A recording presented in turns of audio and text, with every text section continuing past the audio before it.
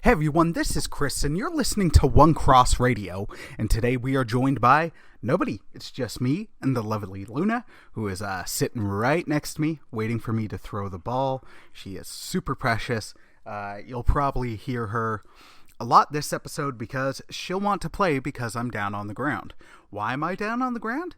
Well, the title might give it away. Today we are doing a Let's Watch. I am watching Jurassic World, and if you want, I do believe that that's streaming on Netflix or Prime. You can check it out there, and feel free to watch along with me. It's just going to be that good old fun of watching a movie and commenting on it as it goes. I do eventually have a Watch Jurassic Park episode, but that one's going to have a special guest, so I didn't want to jump on that today. And I'll probably do one for The Lost World as well. Specifically those three, because those are the good Jurassic Parks. Jurassic Park 3 is terrible, and Fallen Kingdom is the worst.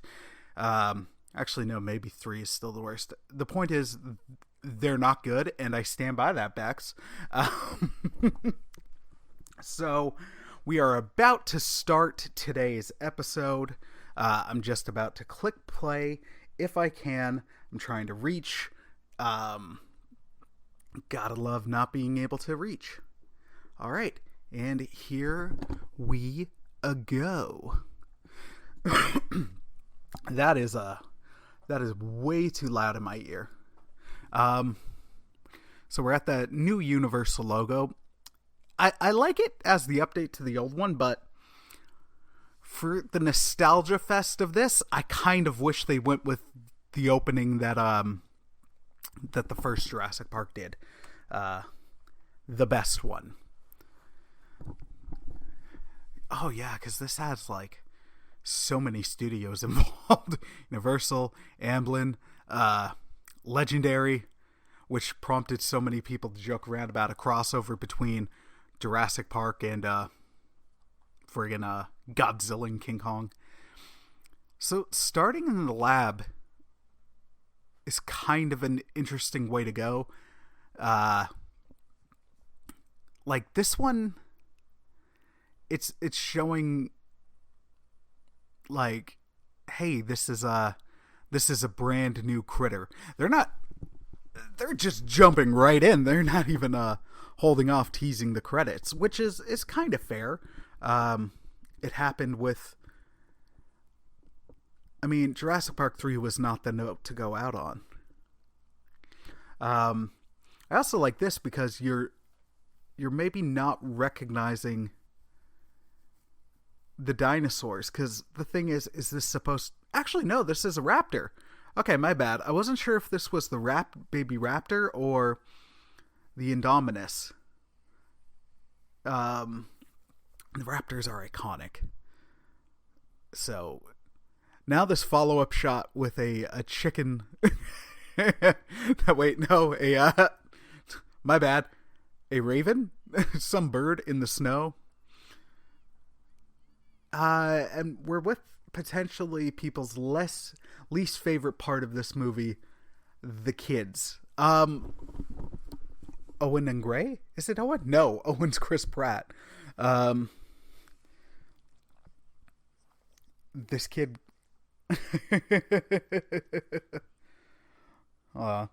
this kid Gray is cute, and so is his mom.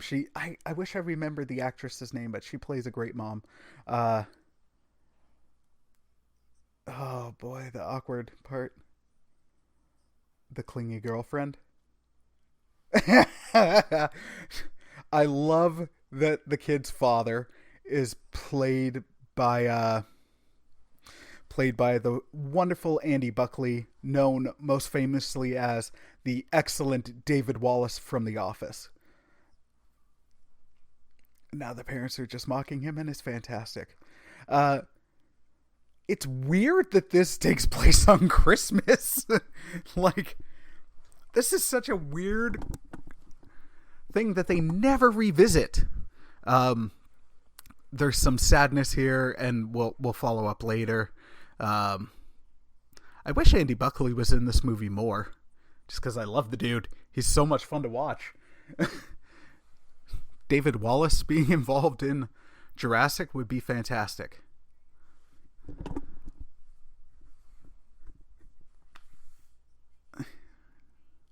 Family lecturing the slightly edgy teen that I'm too cool for school. I'm only into girls. It's kind of weird.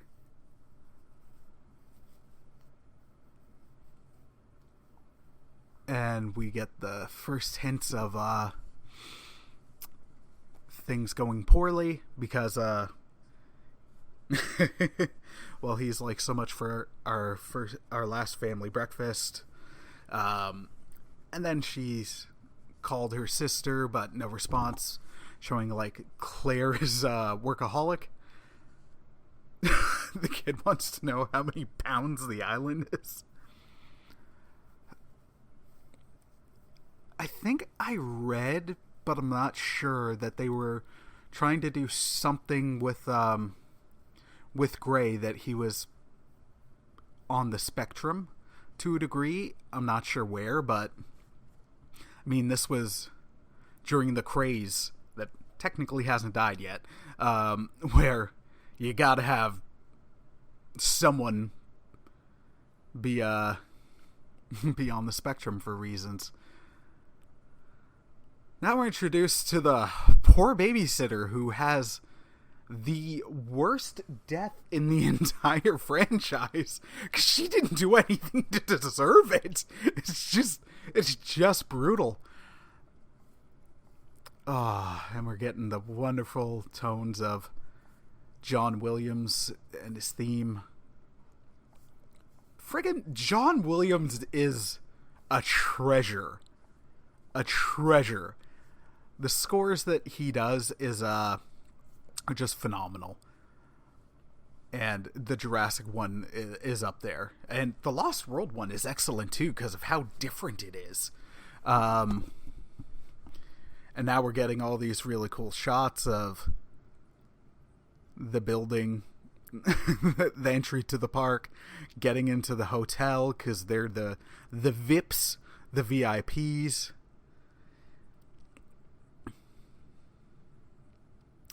The British nanny. The youngest brother doesn't want to wait. And now, such a good theme. And this park it looks legit. I'm still of the opinion that it should never, ever, ever try to be replicated in real life, because it won't work. It just, no. And now we're cutting across to Bryce Dallas Howard, who I think does a really good job as Claire. I don't understand the baggage Claire gets. And I know people talk about the heels, but it's not that ridiculous to me. Like, she can totally own it in heels, and she does. It's interesting now with the tour. Now, this is already something that I know people took issue with, but I actually think it's sadly realistic, because they're saying, like, hey, the like our money, our numbers are going down, and it's just like people are getting bored of dinosaurs. Now, as much as that seems ridiculous, I do think there's a kernel of a huge kernel of truth to it, because in the universe of this movie, it's been a thing for, I think they said, like 5-10 years. Sorry, I'm just gonna pause it for a second. It's been a thing for 5-10 years. Human attention spans are not that great. If you look at any theme park or zoo, even, they're constantly adding new rides, new attractions, new things, because attention goes down. And also in the Jurassic universe, which I really hope an eventual sequel will not have that title, because we seem to be jumping. Park, World, Galaxy, Universe. Yeah, it's... To me, this is sadly very believable. Heck, as soon as a new iPhone or Android drops, we gotta get new. And I could buy that. And also, in this universe, they've known dinosaurs exist since 97. Like, they might not have had direct access to them in that time, but they've known dinosaurs existed since 97. Oh, hi, Luna. She's just so cute, and she's right behind me. I'm going to try to get a picture for the Instagram story. We'll see. Because holding a microphone and talking and petting her, it's all difficult. So now we're at the part where it's the sad thing of, like, talking to corporate sponsors. And, of course, they're going to slap their name on that, and that's just, ugh. But we are at the point of they are manufacturing their own dinosaurs. And fiendish Dr. Wu has returned. So Dr. Henry Wu, he was the doctor from the first movie, and the reason why I call him fiendish Dr. Wu is, well, one, that was a character in the hilarious Black Dynamite, but I'm not recommending you watch that. There's some fair bit of stuff that a number of my Christian listeners would very understandably find objectionable. But in this, Dr. Wu is starting to become mad scientisty and fiendish. So he is now fiendish Dr. Wu. Also, credit where it's due. Jurassic World Fallen Kingdom, I hate that movie. It's terrible. But the build-up towards it, some of the like website stuff they did was really, really interesting, because it's like, hey, we unearthed some stuff where it hints like the Spinosaurus in the last one, which was a hybrid, just not legally made. Like, they were using Isla Sorna as a testing ground for hybrids. So that was an interesting thing. I wish the big screen followed up on it more, but I understand why they hadn't. Yeah, so now they're building dinosaurs, which is I mean, it's not something mankind should be doing. Like, it's terrible. We're playing God. We're messing with things that we shouldn't.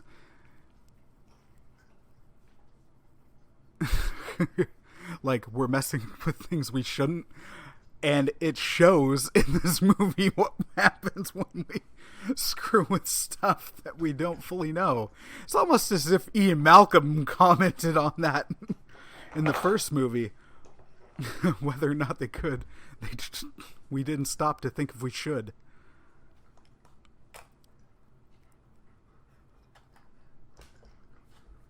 And now they're just going around the park. I like this interactive display, and I like the callback they used to it later. There's a statue for John Hammond.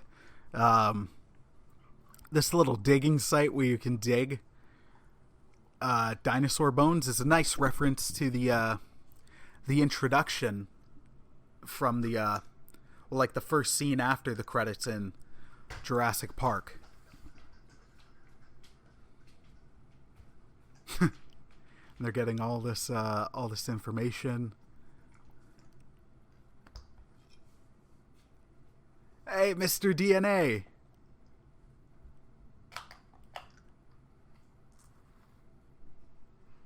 Oh, the kids are meeting Aunt Claire. She's shocked by the hug. Zach! That's his name.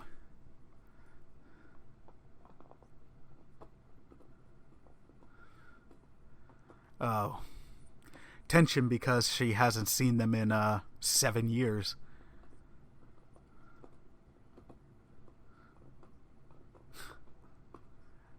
They're upset that Aunt Claire's not going with them, and you can tell they feel pawned off and neglected.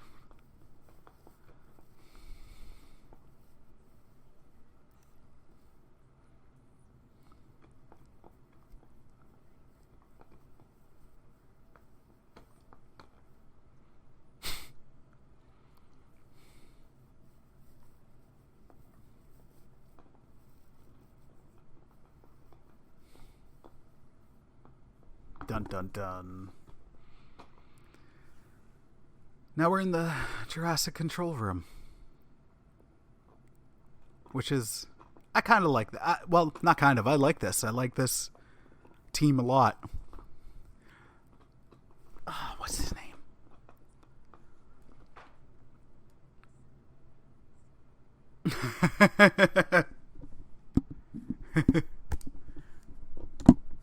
What's his name?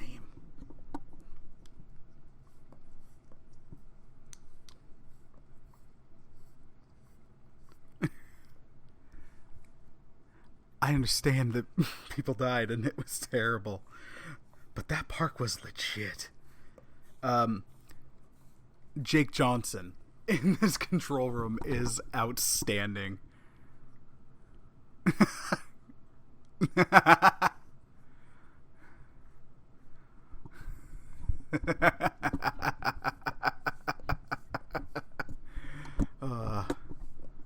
So good.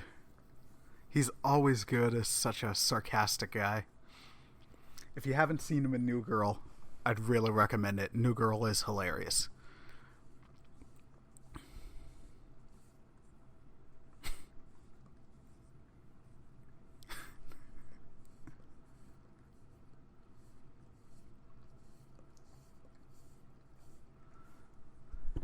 I like the tension between Claire and I don't know his character's name, so I'm just going to call him Nick Miller, because that's what he's frequently known for. Like, he's calling her on her stuff, but also not in a jerky way. And now we are introduced to Ms. Ronnie. This actor, what's his name? I gotta look it up. He seemed to pop up a lot around this time.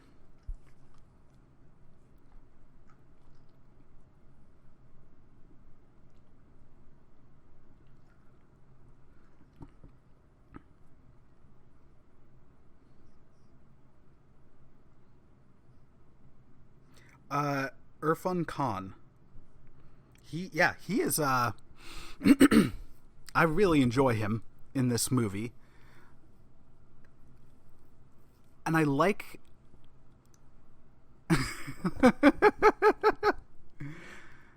I like the I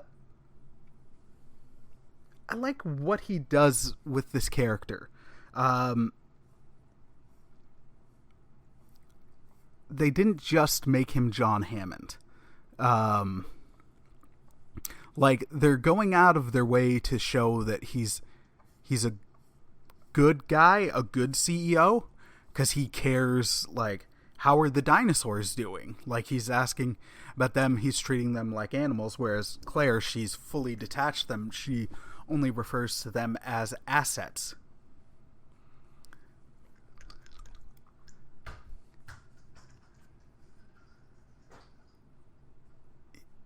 He's he's almost got his license flying the helicopter. I know some people had issue with this. I found it light and fun. It doesn't detract from the movie for me.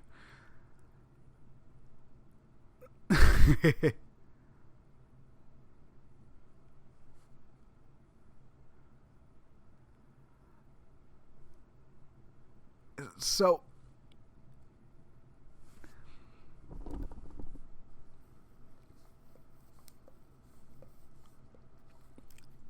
the so sorry for the silence. I've just been collecting my thoughts. Mizrani saying like John Hammond entrusted this to me as his dying wish.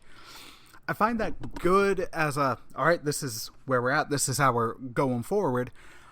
I'm just not sure that tracks with Hammond the last time we saw him, because the last time we saw him, he was all about like, look, we need to make that island being Sorna a reserve. They don't need our like these creatures need our absence, not our help. So yeah, he went from industrialist to naturalist, so I guess he could have gone back, but I would have liked a little more than a throwaway line about that. Now, if we got more Mizrani, then maybe they could have shown like, hey, you know what, I trust him to enact part of that vision along with the theme park. We're getting the build up to the Indominus.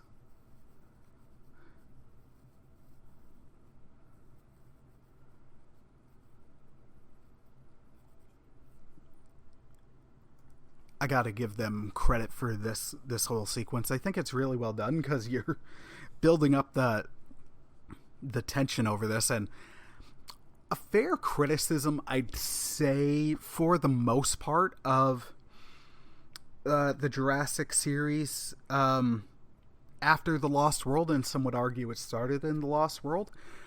The dinosaurs were no longer like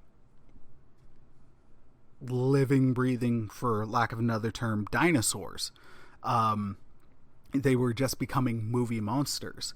And the Spino in Jurassic 3, you could definitely make the argument was a movie monster. The Indominus Rex is 1000% just a movie monster. But it works, I find, within the context of this movie. I think the Indominus, as just a monster, adds something that it shows we're messing with things we're not ready for, we can't hope to master. But then also it leads to a lot of tragedy.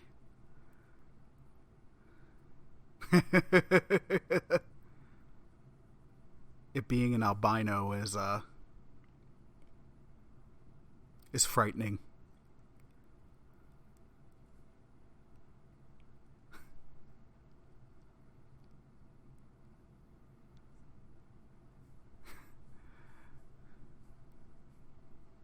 And then the business side of Mizrani showing up there being like, the kids, this will give the parents nightmares. It's fantastic.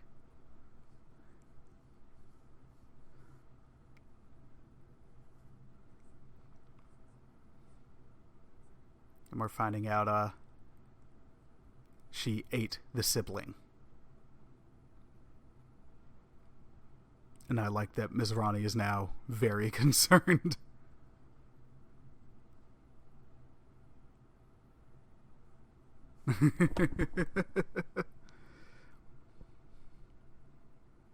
Ooh, that was a good line. I feel like that was a good Malcolm line where she's, so the paddock is safe then. Yeah, we have the best structural engineers in the world. And then he's just like, so did Hammond. No rebuttal. Point taken. Hi. Oh, now we're getting Chris Pratted. Hi, puppy.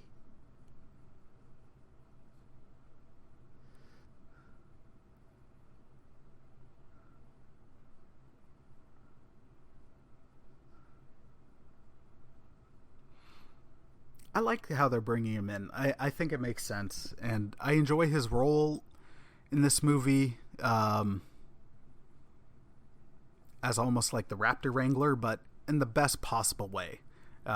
because he's there from the get-go. I know some people found it cheesy. It doesn't bother me. Yes, Loons, aye. Well, Loons would be the most vicious raptor.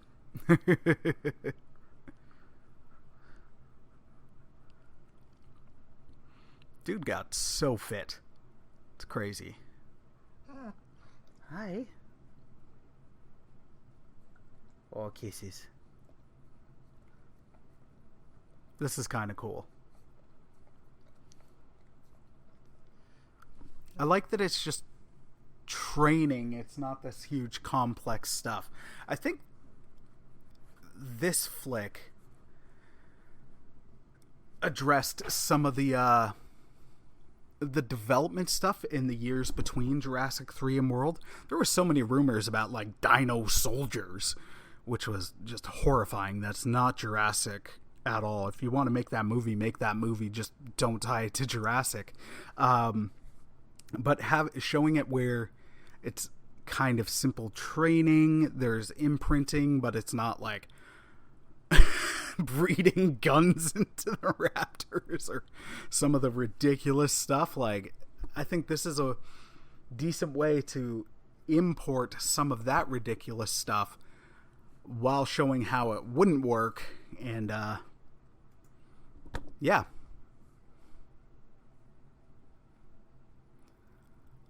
like this part is doing a really good job.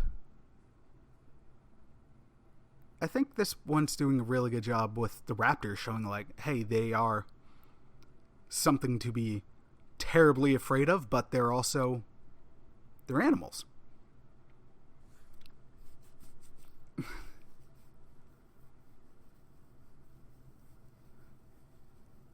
Oh, his friend's super happy, and now we've got Kingpin, Vincent D'Onofrio.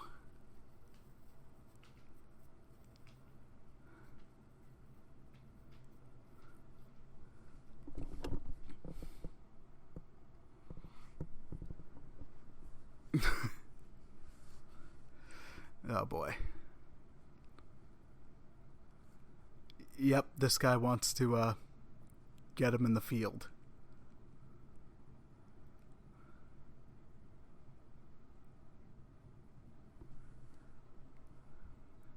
Alright, sorry guys, give me a second. I gotta let Luna out. We will be right back.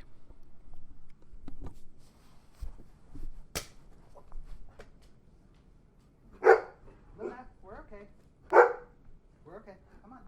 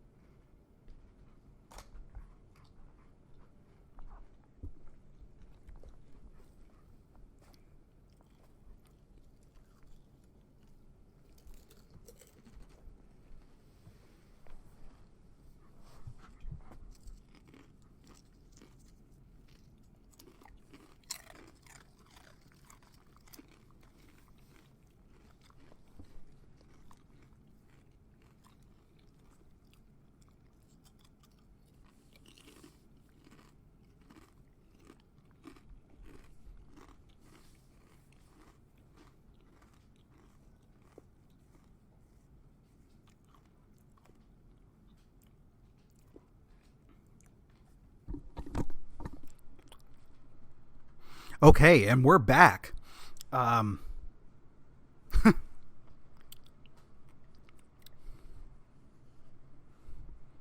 this guy's pitching, just pitching hard. Raptors being soldiers.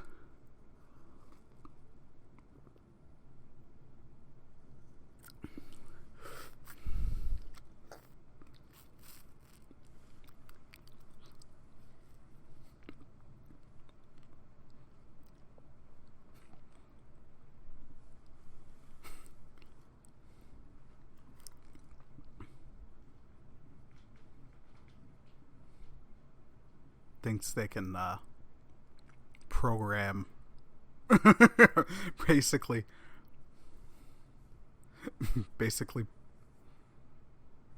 program the Raptors, terminate rogues, promote only loyal bloodlines. Bonkers.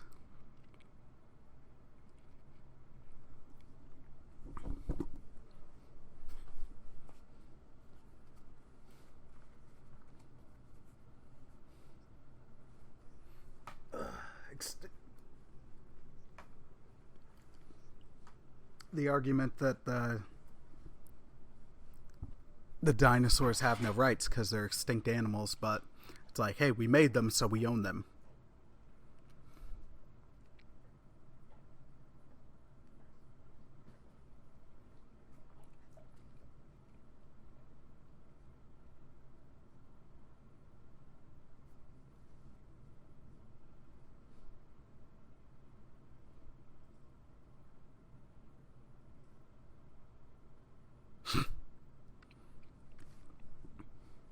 I like that this doesn't try to paint InGen in any good light. InGen is a terrible company.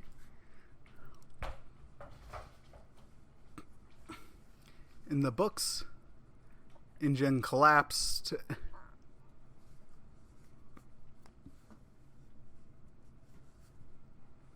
In the first Jurassic Park, the second one, in the movie, it was still around. Just they were trying to make the dinosaurs to the mainland because, well, they were paying people to hush money, with the exception of Malcolm. This is a really good scene where the kid falls in the raptor tank. I don't know what to call it. Paddock. There we go. I think Chris Pratt does a good job here.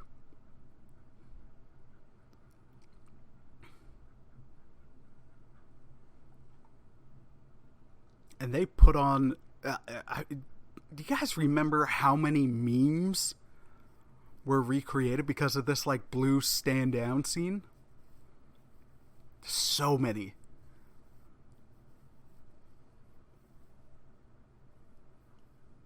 So many.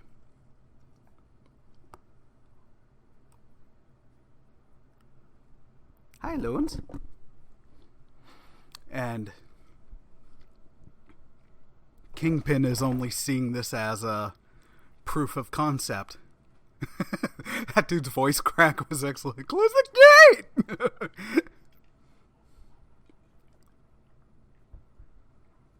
Then Owen getting out of there last second.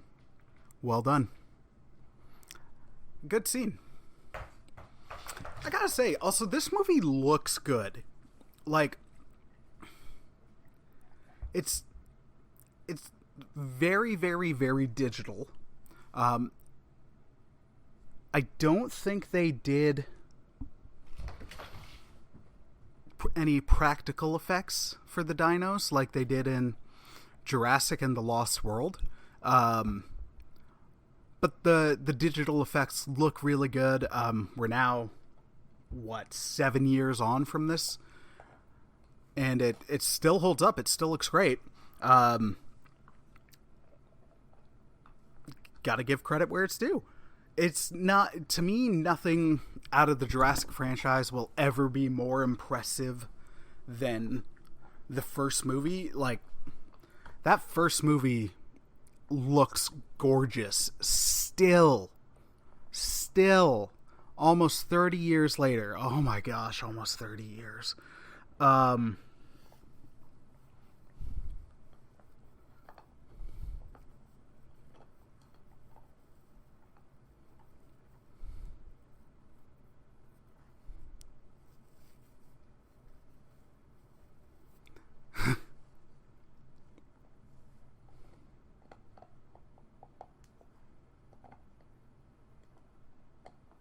Oh, and they're ditching the poor assistant babysitter.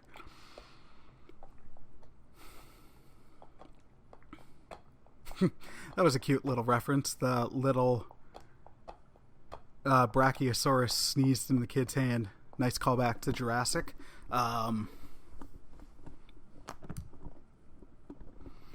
Yeah. The first one...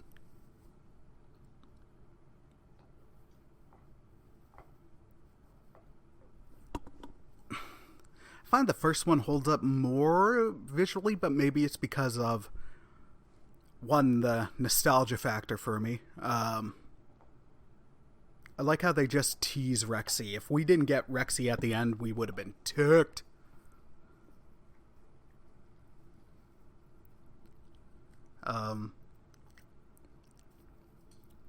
With the goat. And now Zach's on the phone with his mom, and now she's calling Claire being like, why aren't you with the kids? Yeah, the first one, it just might be that nostalgic bit, but also the special effects were so good for the 90s, and they still hold up so well. That's, I guess that's why I'll give it the edge.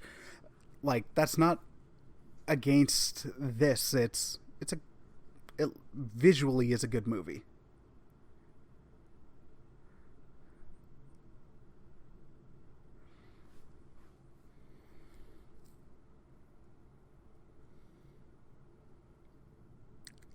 So she's at a boardroom. I can't tell if this is for the divorce proceedings, because, because spoiler, you find out that the parents are divorcing. Although they might not, because it's a very, very Spielbergian aspect. Things work out all right for the kids. Now we're getting Claire getting to Owen. I've read some criticisms from people that they were like, these two had no chemistry and it makes no sense. I didn't find that. Like, it's not huge, but I mean, Claire is like, she's a very determined person. Like, she won't take crap from anybody, but neither will Owen. Like, they're showing, like, oh, she's indoorsy and he's the outdoorsy guy. But I think they balance each other out well, and their performances are really solid. Bryce Dallas Howard, like, has really grown on me as an actress, and then especially as a director through her episodes of The Mandalorian.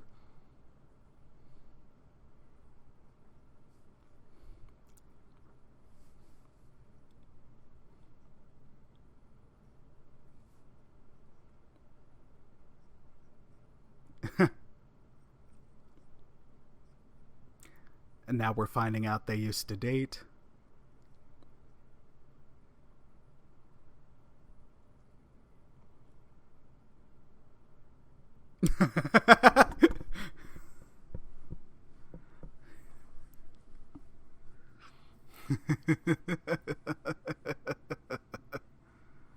He's calling her out on the animal, the dinosaurs being called assets, but also the funniest line out of that was Yeah, what kind of diet doesn't allow tequila? And then all of them actually.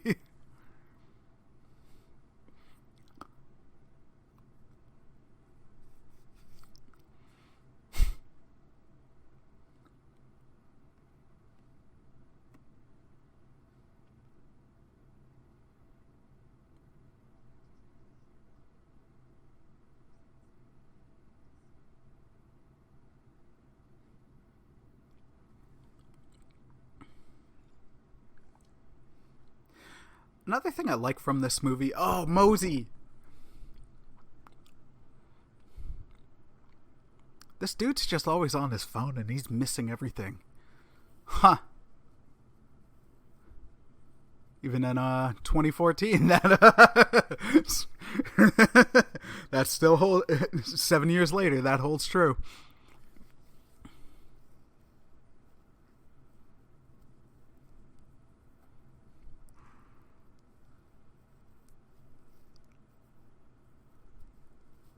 His girlfriend sent him a picture, and now he's like, "Oh my gosh, the Mosasaurus!" That finally got him out of.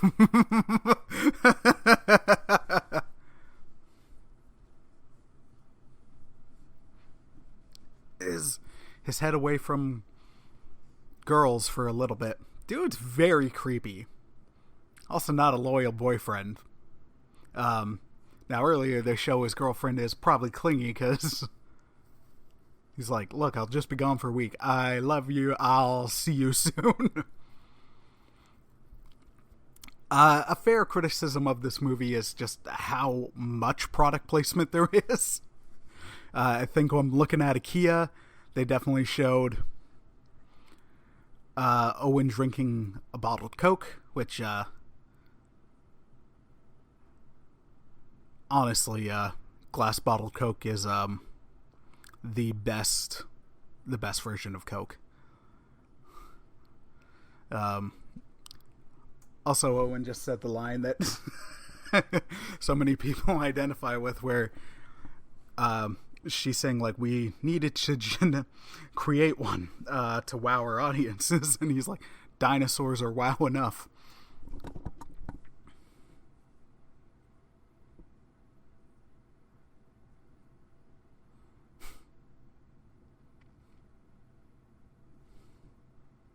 I guess his role would be like a behavioral expert.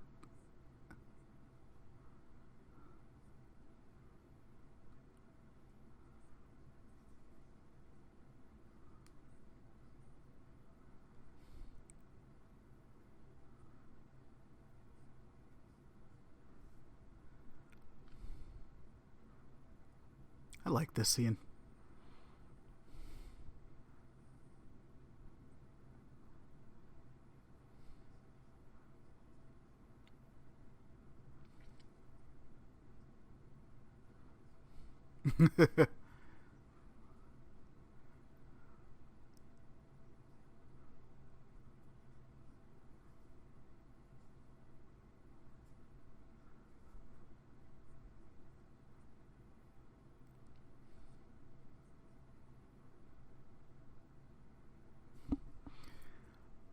Yeah, I like automatically how Owen knows what's up. Like, animals raised in captivity sometimes aren't the most well adjusted.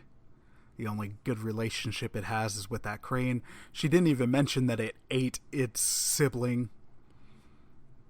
And they don't fully know all the stuff that's in with the Indominus. It's able to camouflage. It's able to hide its signature.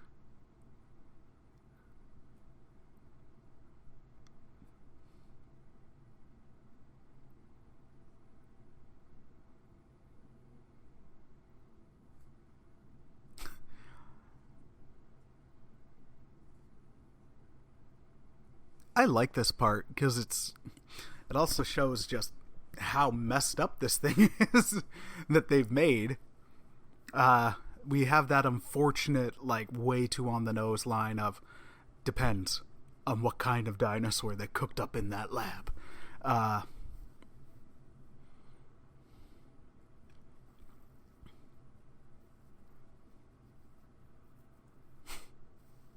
Oh, Larry. That's Nick Miller's name.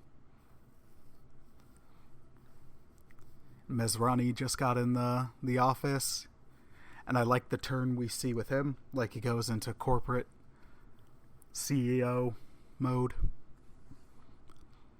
And this also shows, like, the Indominus sets traps. That's kind of cool. And they do it in a much more believable way than the Raptors in Jurassic Park 3. Because screw that movie.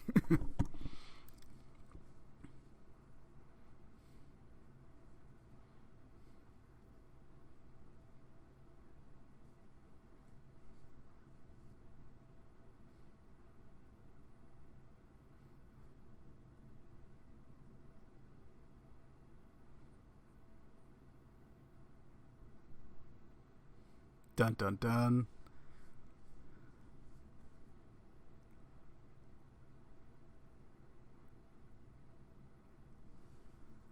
I yeah, I think she does a good job.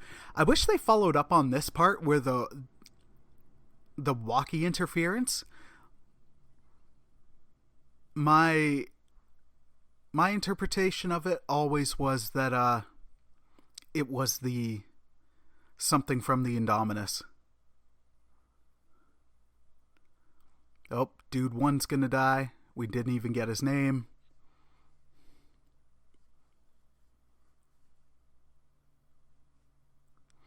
The guy's making the big gate open like a fool. The Indominus ripped him.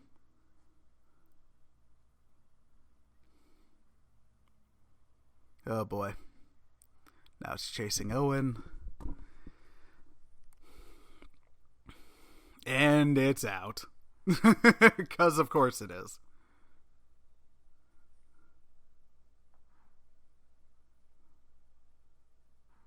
I also really like how they have Owen think in this. Like, he's got to hide from the Indominus, so he's under a truck where there's smells, so he makes himself smell like under the truck. Oh, the guy who let them out is about to die. This also gives a huge scale of the Indominus. It's nuts.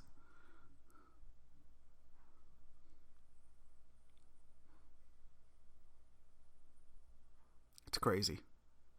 The Indominus toys with the guy before he kills him.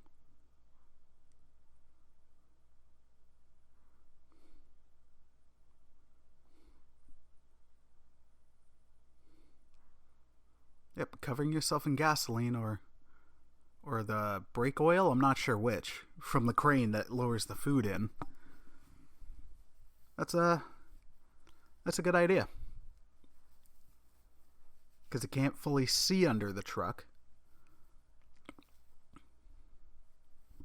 It can kind of see, but it can smell.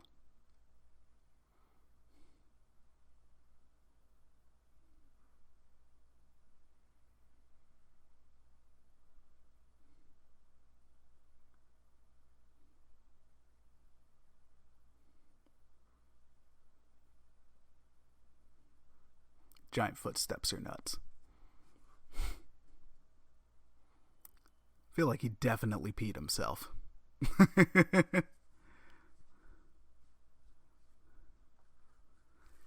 Lunacy Bear. Now we're getting back to the control room where people are stopping and looking at Claire.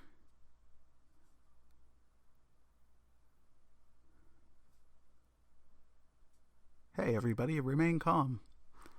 The dinosaur broke up and ate 2 people.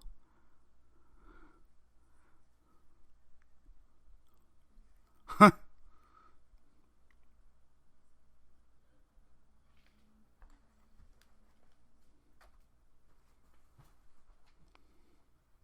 Yep.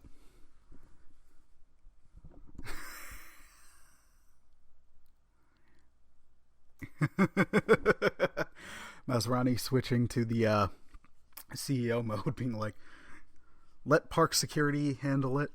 Like, the only reason this park functions is because it's predicated on people feeling like we can keep them safe.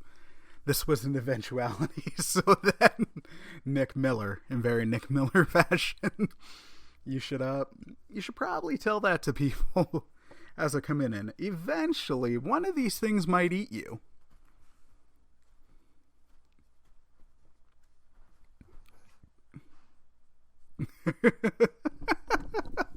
And then AC, you can that paddock is 4 miles away from any other attraction.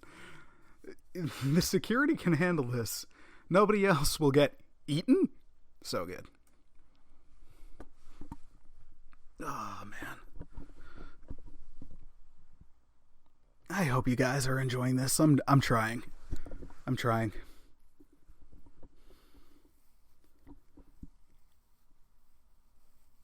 I like this scene because it's like it's Hoskins talking to the raptors, and you can tell the raptors are spooked. Are they spooked by him, or are they spooked because the Indominus broke out?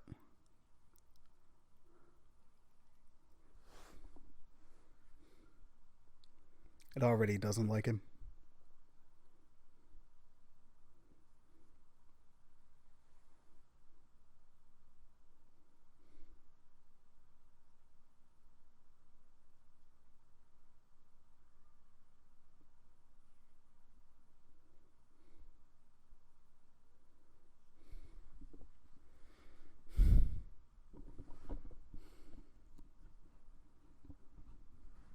Oh, Delta. Oh, no, we have an unshakable bond. You are so cute.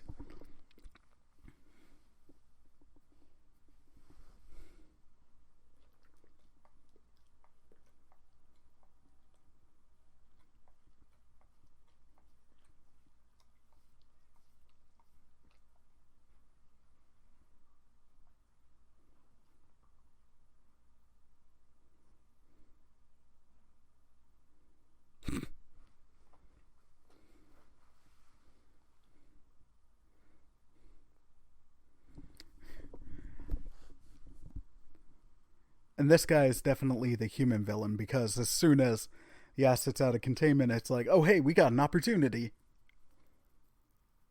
Running with... in a truck, running with Gallimimuses. That's kind of cool.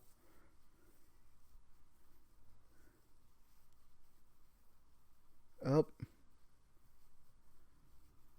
Zach talking to random women.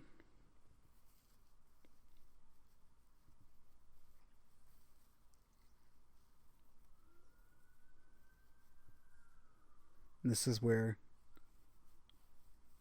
dude drops dime.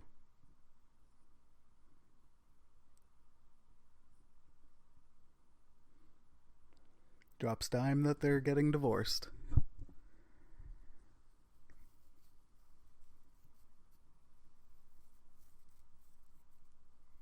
And Zach is trying to play cool and then tell his little brother, who's like crying because he's upset about it,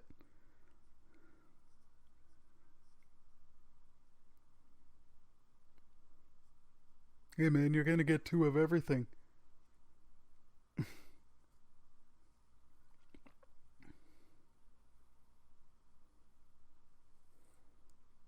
Like, that's not what he wants. He wants his family.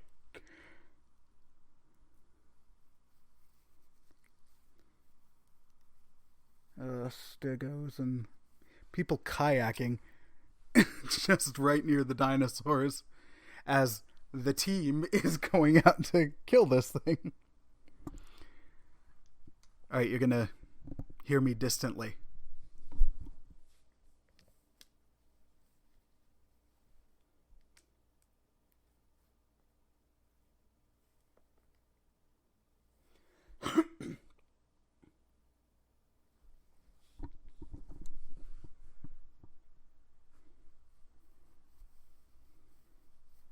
Yeah, I like Owen in this a lot.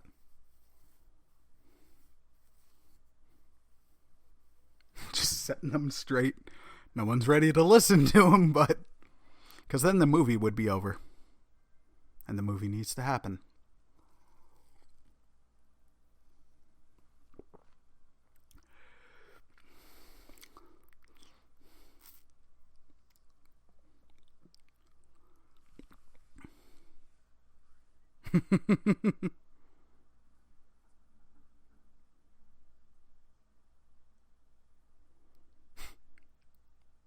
He's just like, it broke out and killed 2 people. You're sending these things out with non-lethals? The money doesn't matter. All of these men are going to die.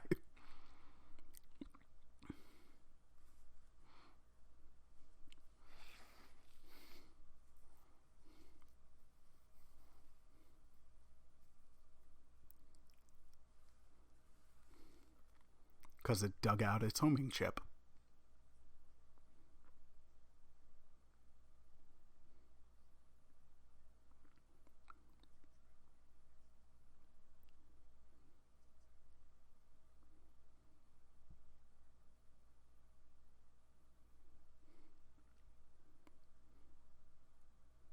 Nice. Ramps up the tension. The blood dripping from the tree.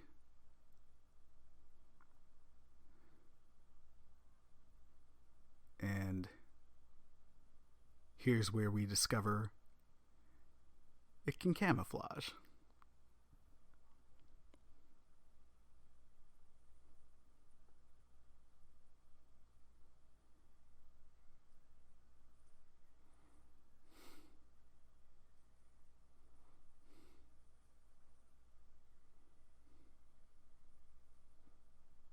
First one down.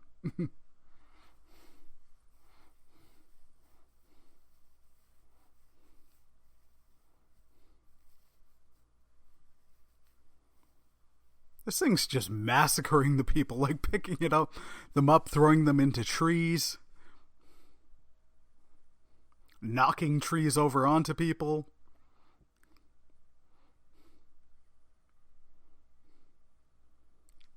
Destroying them with the tail, chewing them to bits.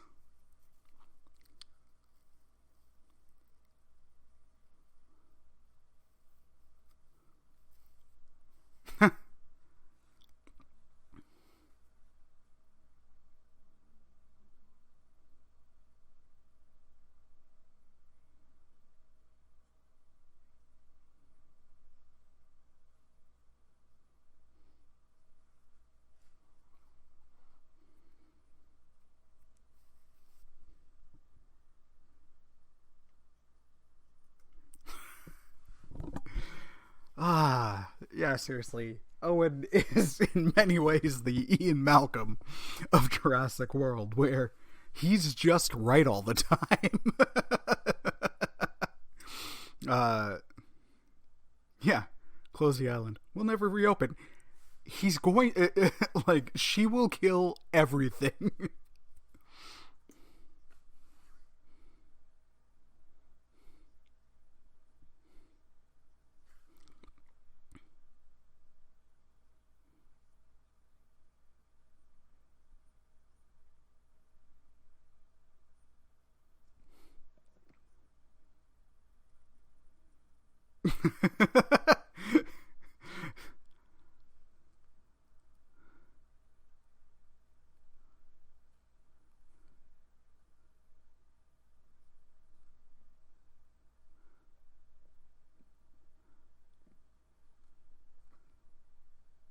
Owen leaves aggressively correctly.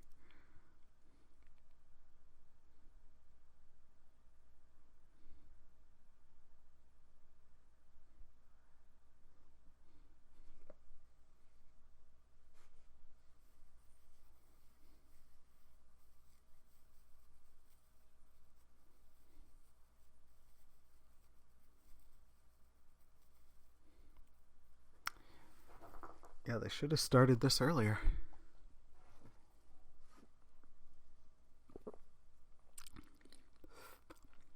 Zach is just so creepy. He's just staring at these. girls unblinkingly, intensely and unblinkingly.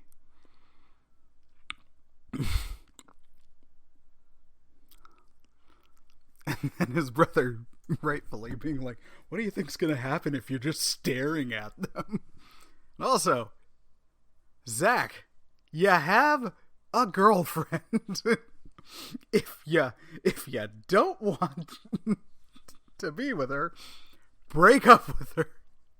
It's really that simple. Alright, so now we're getting into the gyrosphere, which is cool, but it's got the Fallon thing, which I understand why, I don't like it.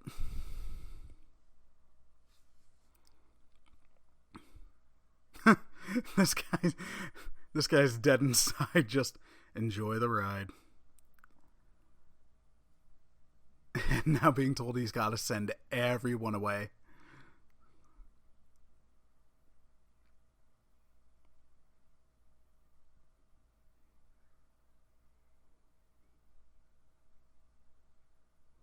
Yeah, this poor guy.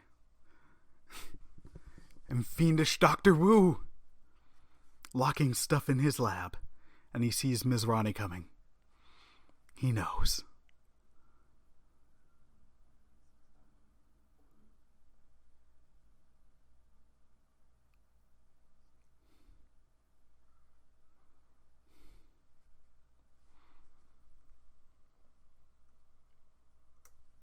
It's interesting.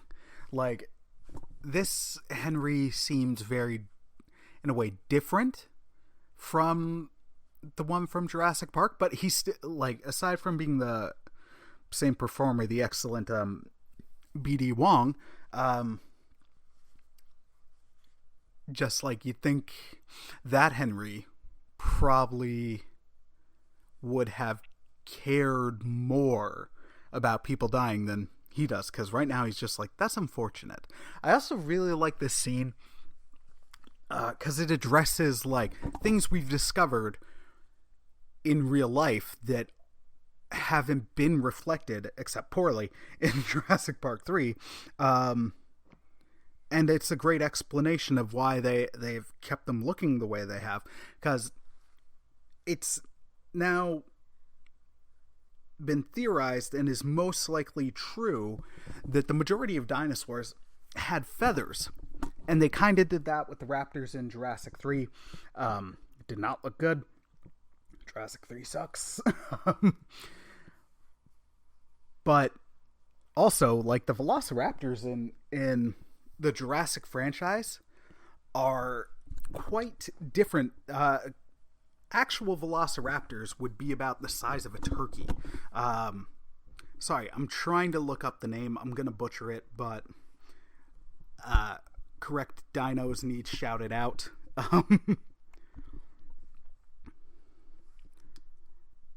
D-Raptor. No. It's trying to take me to the Toronto Raptors. D-Raptor dinosaur. Oh yes, it's called the Deinonychus. That is basically what the Velociraptor in the Jurassic franchise is, except with the properties of the actual Velociraptor. But Velociraptors were not that tall. Were not that big. So I like this explanation because, like, well, we've always been not creating them properly. And that's just a great way to address it, because I remember people being like, hey, even in the years after Jurassic 3, like, we've learned a lot. Are we going to update it? And I'm kind of glad they didn't. So, anyways.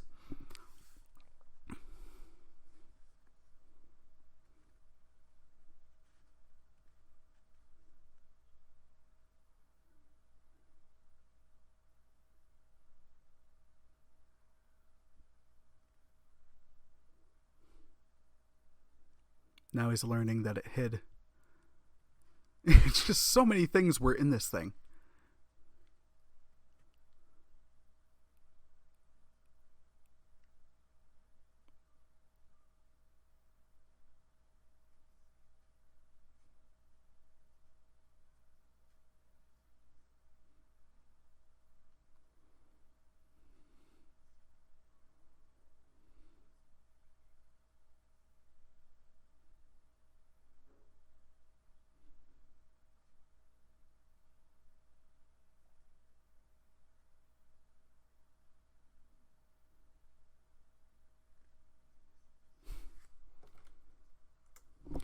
That's interesting. Hammond won't be there to protect you this time. So this hints that he had some of these inklings before, but interesting.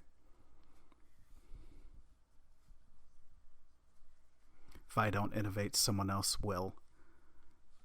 Gotta love it. That's...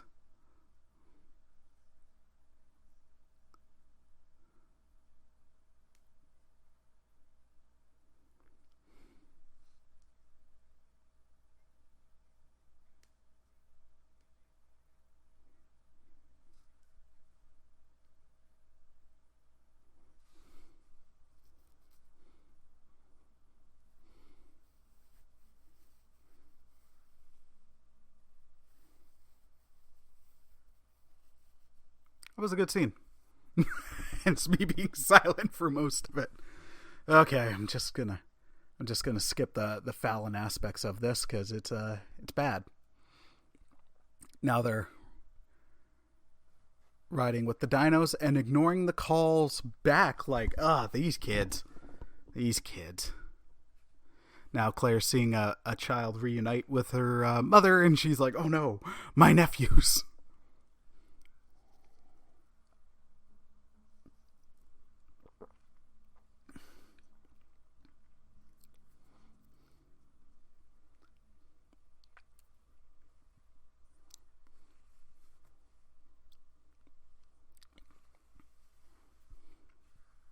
Oh.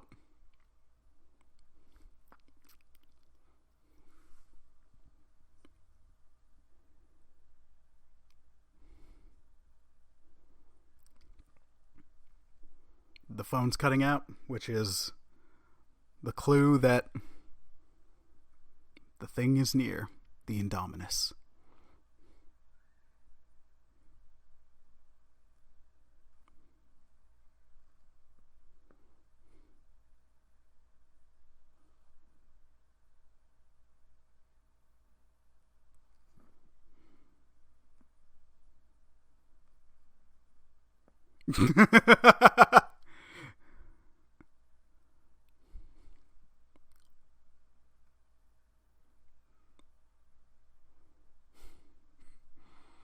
Now she unites with Owen to go rescue the kids.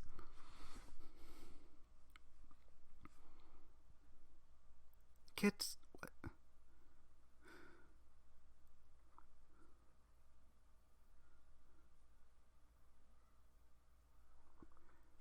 Zach is the worst. Like, his babysitter dies terribly, and he is proactively the worst character who's not a villain. Love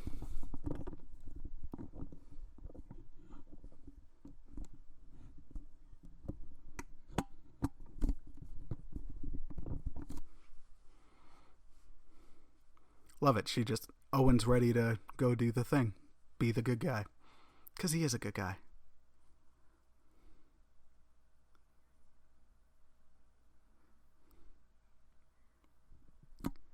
And it makes Claire confront some of her issues, like she doesn't know how old her own nephews are. And that line was weird. No, go back. We're gonna get caught, and then we're gonna be forced to shave our heads and make root beer in the toilet. What? Is that some prison stereotype that's escaped? Guys, I really hope this is entertaining for you. I'm so sorry if it's not. And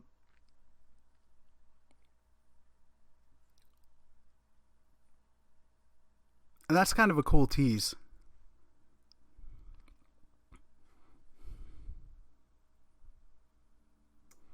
Yeah, that's kind of a cool tease about the Indominus being right behind him. Zach is like, there's 4 dinosauruses, and the kids like, they're ankylosauruses, and there's 5.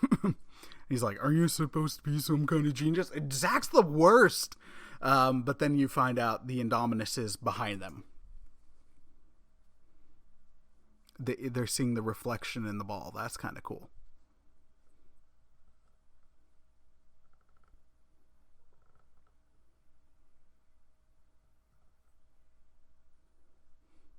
and it just soccer punted them.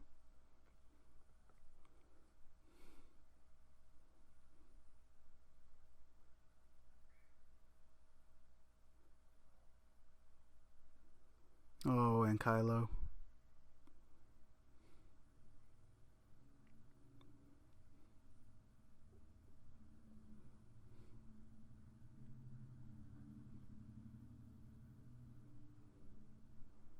Oh, they're trying to do stuff, but the brake's been injured.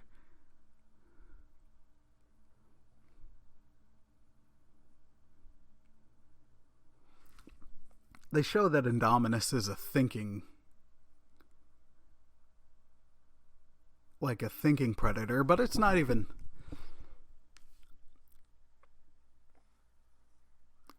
hunting. Like, this is where Jurassic's kind of had a mean streak a little bit, and I find this one like amplifies it, not to the extent that Fallen Kingdom does. Fallen Kingdom is just cruel.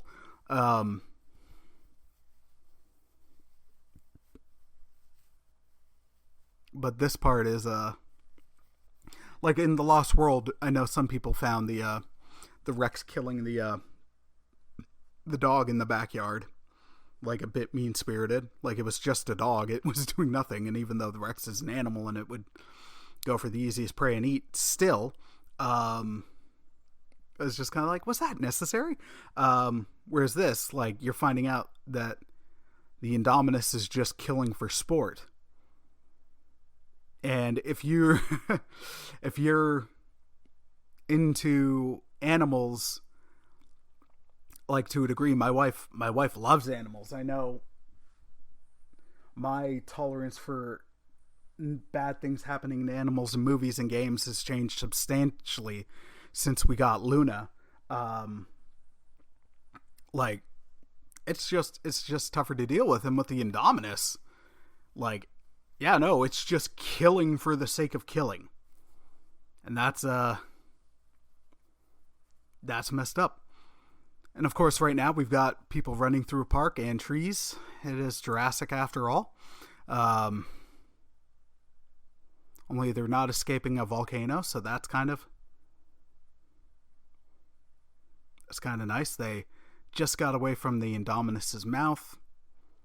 Also like how they show it thinks and the kids are thinking, because the brother's about to go up, and then Zach, actually being a good brother for once, is like, he's still up there, he'll be waiting.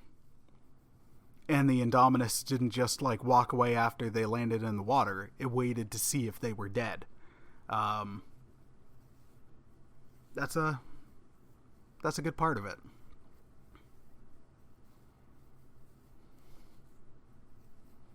Now they're getting up on the beach.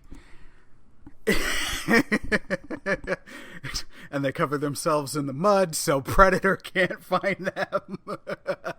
That would be such a weird twist for this movie, but I've been on such an Alien / Predator kick lately that I would be here for it right now. If they did that originally, I would have hated it, but right now I'd love that. Just the Predator shows up. No explanation. Doesn't do anything. Pieces out.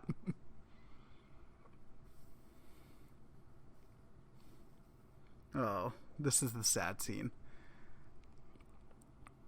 The very, very sad scene. Where they're coming across the, I don't know what one that is. Is it a Diplodocus? Where it's slowly dying because the Indominus is just killing for sport. And that's also what makes it even more real for Claire. Like, she's tearing up because now she's right next to them, feeling it die, which is just really sad. If ever I watched this movie with Jill, we legit just skipped this scene entirely. It's sad.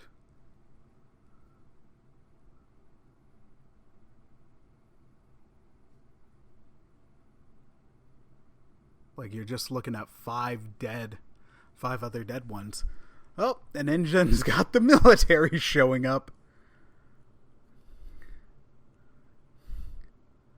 Because they were evidently ready, just waiting for it. Oh, goodness.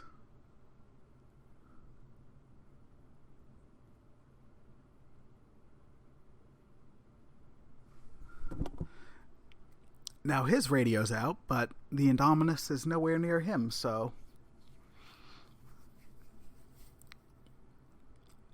Somehow Jimmy Fallon's program survived the destruction of the gyro ball. Now they're seeing that. Claire's freaking out. And then Owens points out, like, hey, they made it out. Look, there's tracks.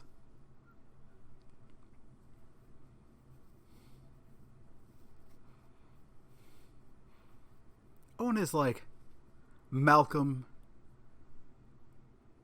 and Muldoon rolled into one, just with substantially less arrogance.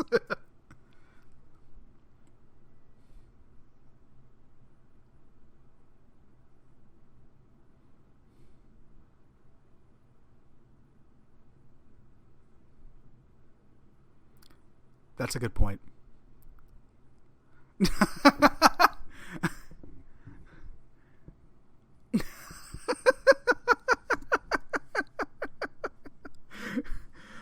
I love him, like, telling her to quiet down, and she's like, I am not one of your animals.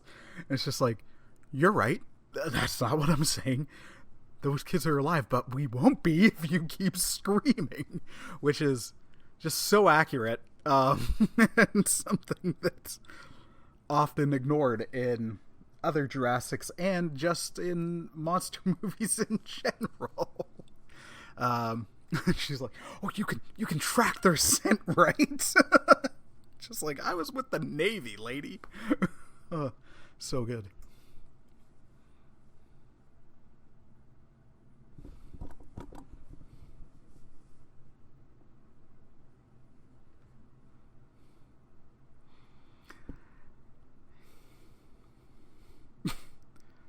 And we're in Claire's getting ready moment, but you know what, I dig it.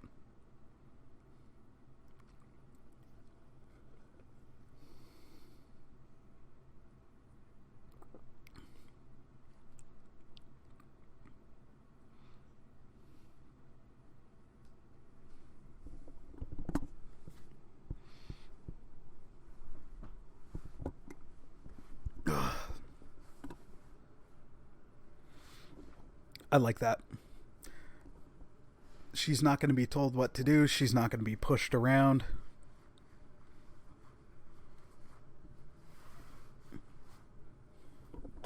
I dig it. So we're officially at the second half of the movie, and it's definitely a lot quicker than the first.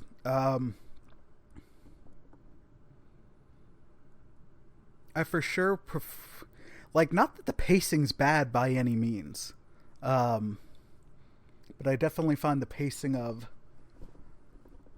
Park and The Lost World to be a lot more seamless. It's not like, oh, this is where everything picks up. Like, there is a slow and natural build, but it's, I don't know, I find it just flows easier. This one is, like, it's still good. It's similar. It's just not as seamless for me. And now we're at the Nostalgia Factory. We're getting the hints of the theme, and they're getting to the old InGen building, which is kind of cool.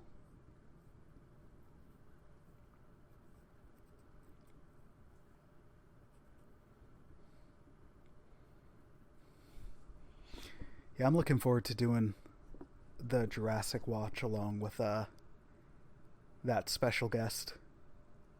He's a person who loves the first one almost as much, probably as much as I do. He is much more tolerant of 3 than I am.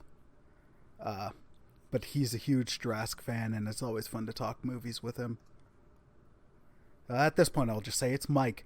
we're gonna Mike and I are gonna do a Jurassic watch along at some point. We were supposed to, oh man, like 5 months ago.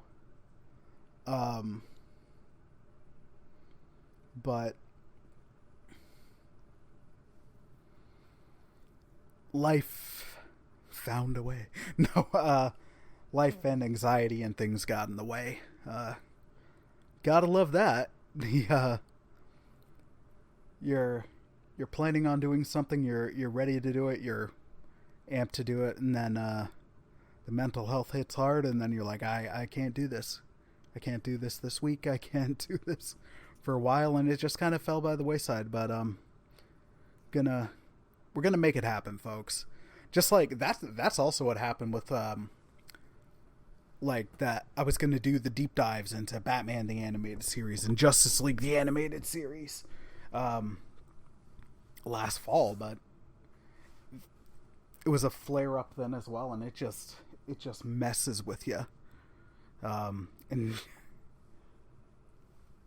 makes things you used to enjoy or things you enjoy suddenly difficult to do, or you don't get the thrill out of them anymore. And that's momentarily happened throughout the almost 4 years of the podcast, and it sucks because I love doing it.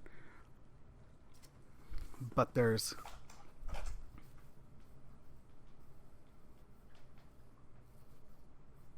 yeah. Yeah.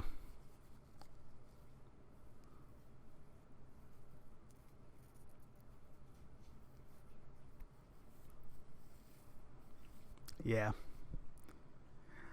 Stuff sucks.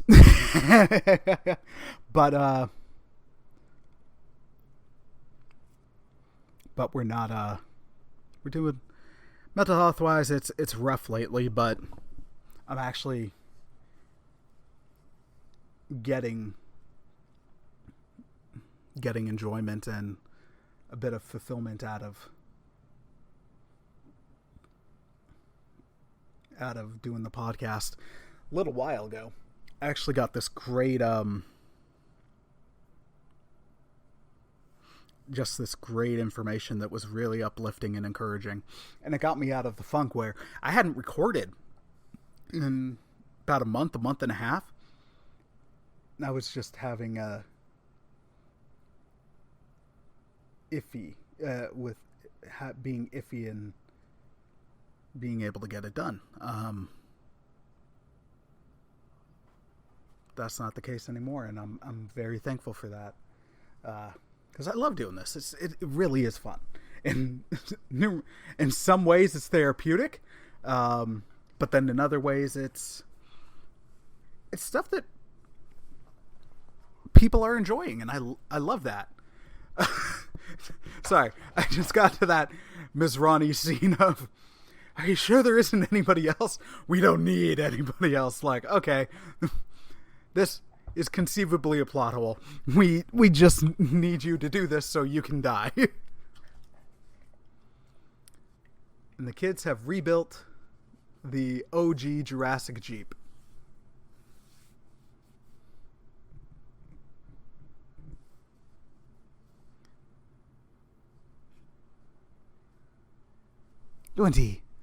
Luna wants me to throw the ball, but she won't give me the ball.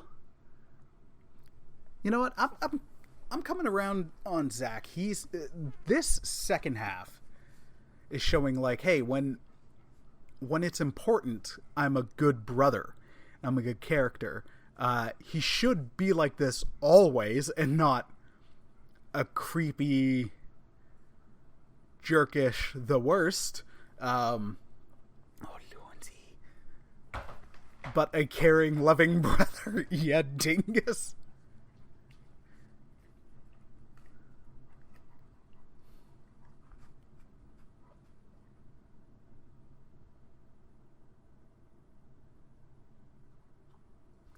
And Claire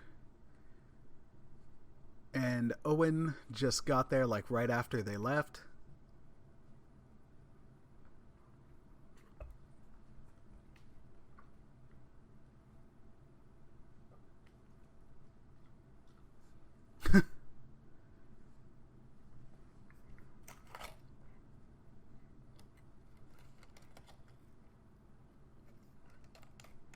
like this. It's a borderline jump scare that the Indominus is around. And it makes sense. It just showed up late.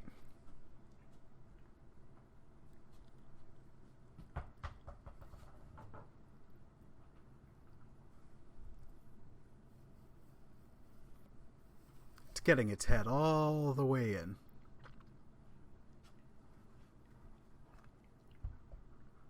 It's like, I can't see, but I can smell and I can push stuff. And if I make you scream, I know you're here.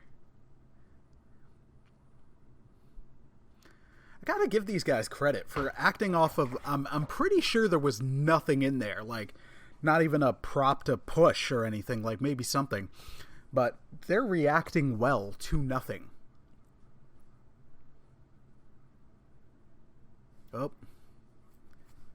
And now we get the jump of the Indominus just cracking through.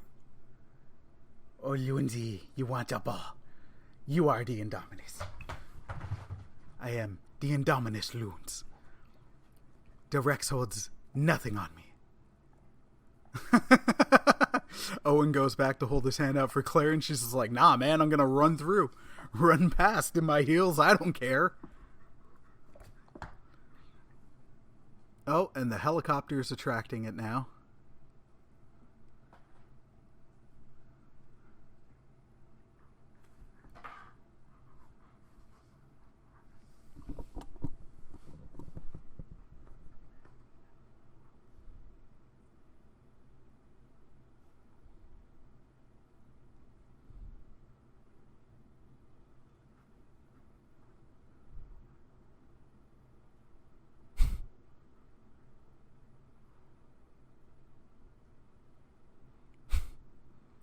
The ongoing joke of him not being a good pilot.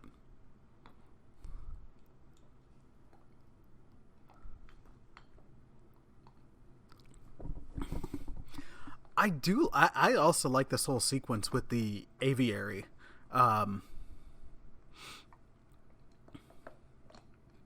Because it's a great slow escalation. Like, now it's not just the Indominus out. It, of course, creates havoc and lets other things out that makes the situation much worse before it gets much, much worse. Like, it doesn't just suddenly jump to the horrible thing.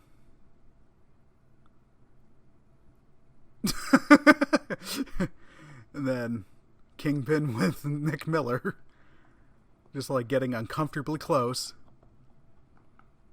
And the Indominus is trying to kill many of the flying dinosaurs, which have now gotten out.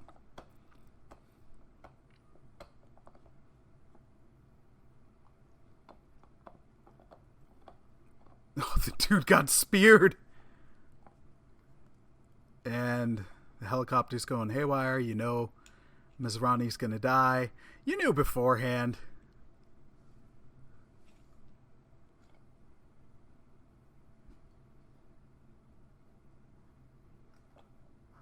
It is a cool shot where it lands and explodes.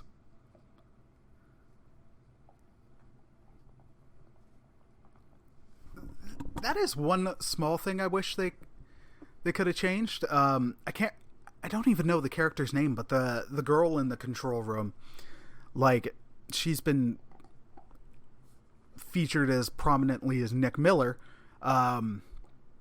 She is really, really upset that Mizrani died. I wish they added a little bit more to their relationship. Maybe there was some deleted scenes, but yeah. Also, Owen and Claire running back into the woods as the pterodactyls and petrodons and all that are flying out, because there's many different species, being like, yo, we gotta hide in the woods because we're in the wide open and they'll kill us. It's a good call.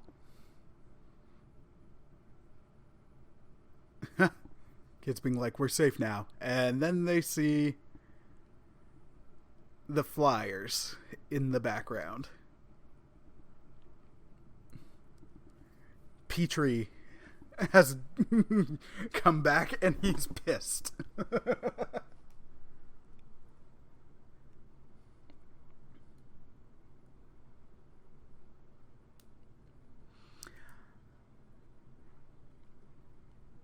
give credit. The humor in this movie I don't find too off-putting.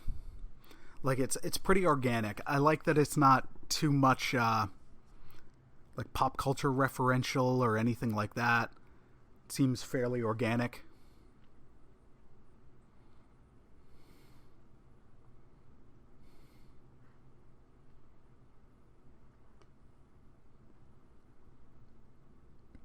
Oh, and on a 4x4.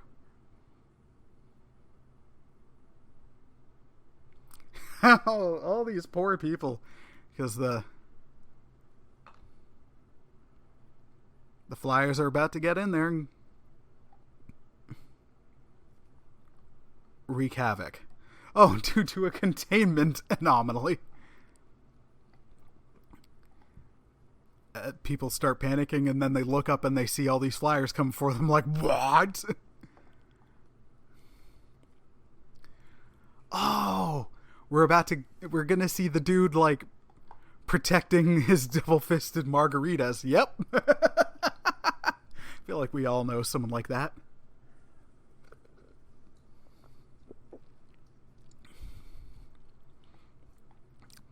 They're just flying down and attacking people. It's chaos. It's the right kind of dino chaos. Man, it's brutal. It's wonderfully brutal. There is some clips with the baby dinosaurs in a second that I don't like, but I mean, it's legit what they would do. Predators go for the young and the old, the least protected, the stuff that's the easiest kill. But still, it's brutal. Good that people are standing around trying to protect them.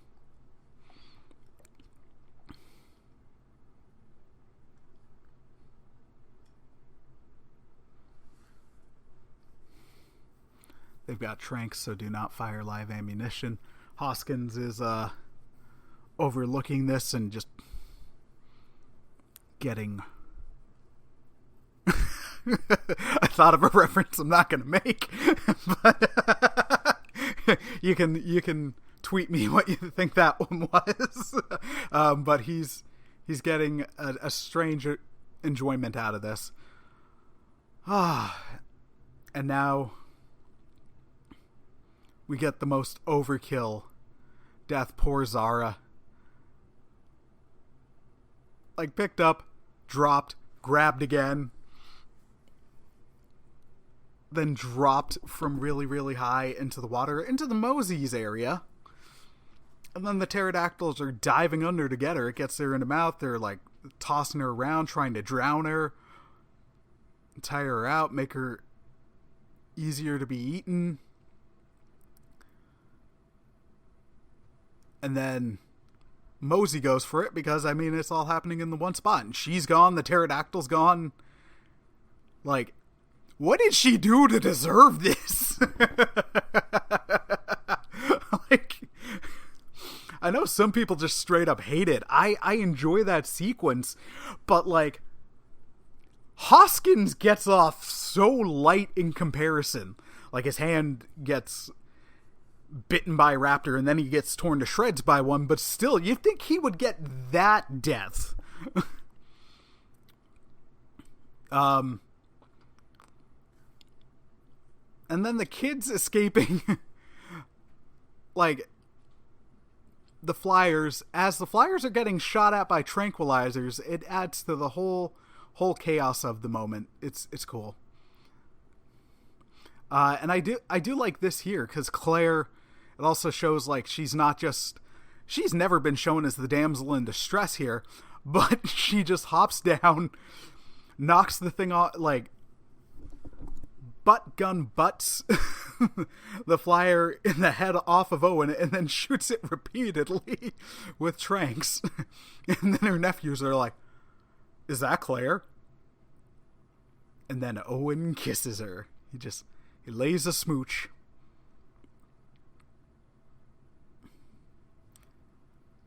Could it be romance? Could it just be they're caught up in the moment? And now she's having a very human reaction, which is nice to see for her. Her character's journey is now complete.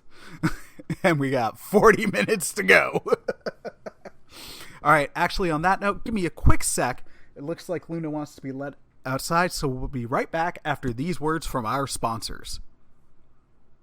Okay, really, we don't have any sponsors. I just want to shout out our excellent patrons, Bex and Nathan. You guys are wonderful. Thank you so much for the coffee, the encouragement, and the financial resources. It's awesome.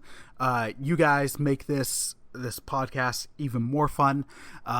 Thank you guys both. You're both tremendous. And now to an actual ad. You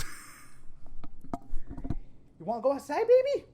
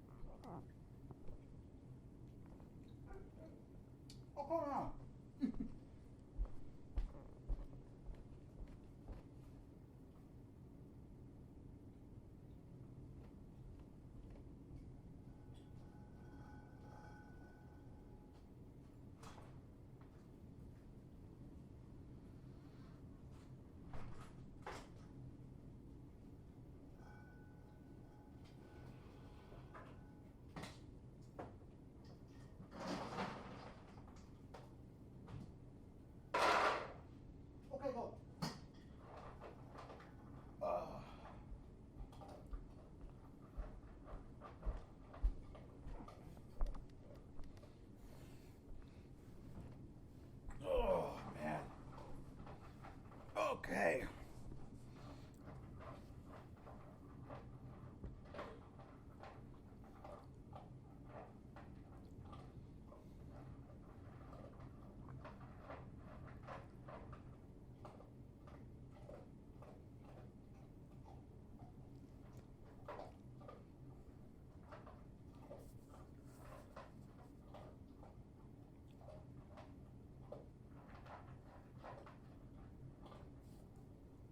Hell yeah.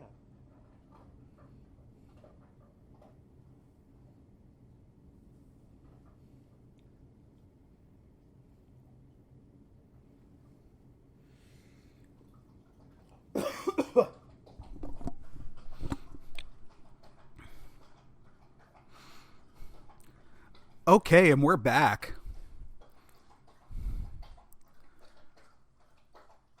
I was so worried about who's that? It's almost like the protective nephew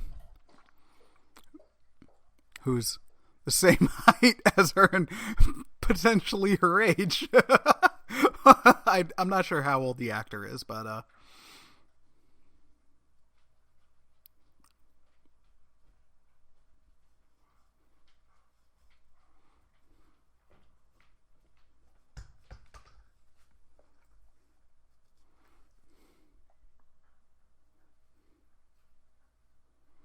there's a new team.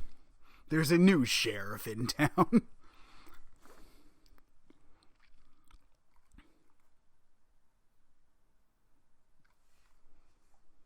Oh, smug soldiers. I mean, we had to get the shot of approaching the island by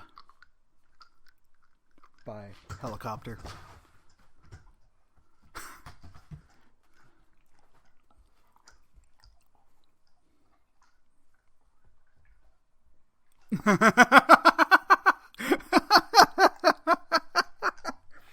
So Claire is now learning from Larry.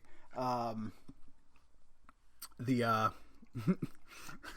the update about Hoskins moving in and like he's got this insane plan to use the Raptors to hunt the Indominus, and I just really love I really love Pratt's son of a beep reaction. Just the delivery is is spot on. We've all been there. Not this exact situation, but it's perfect. It hits me where I live apparently.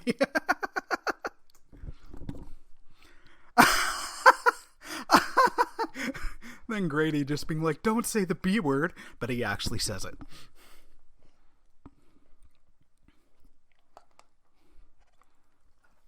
Oh, this is good. I enjoy this movie a lot. Like, it doesn't do some of the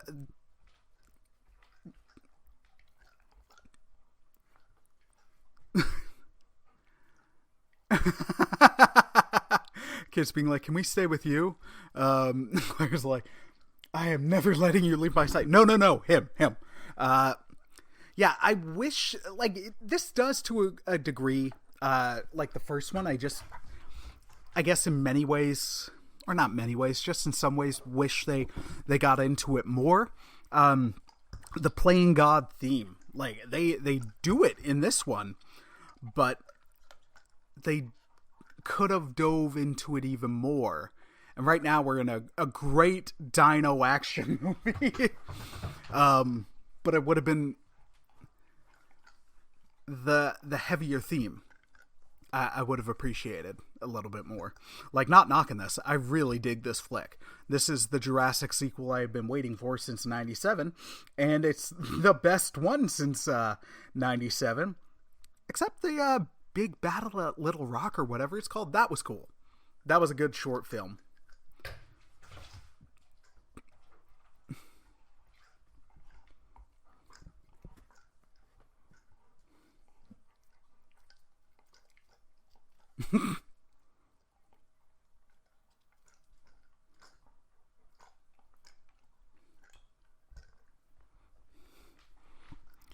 I like that they're calling him out on, like, this isn't a mission. This is a this is a field test. Like, you wanted this. You were happy. You're happy about this.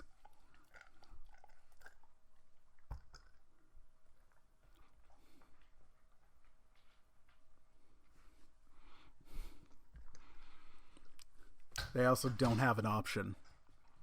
So I kind of like that. It's not just like Owen and his friend bending back on their principles.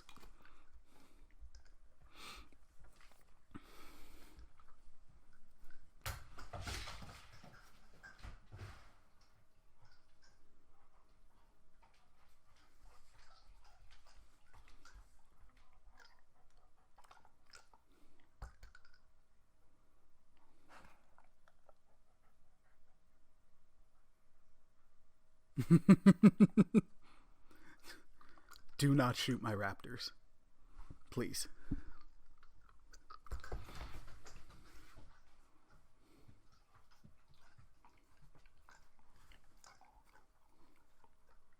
Ah, this is cute.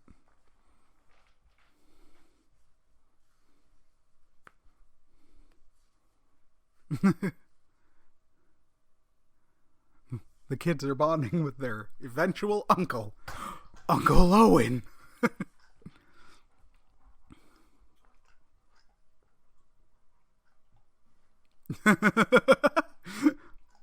Blue's the beta. Who's the alpha? You're looking at him. It's arrogant, but the fun kind of arrogant. Like, not a jerk arrogance.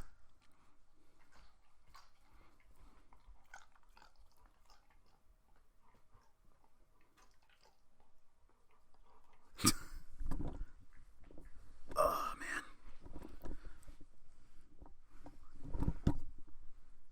man. Just hold hands.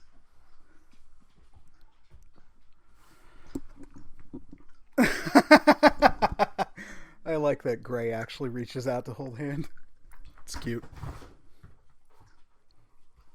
Kid is a rule follower.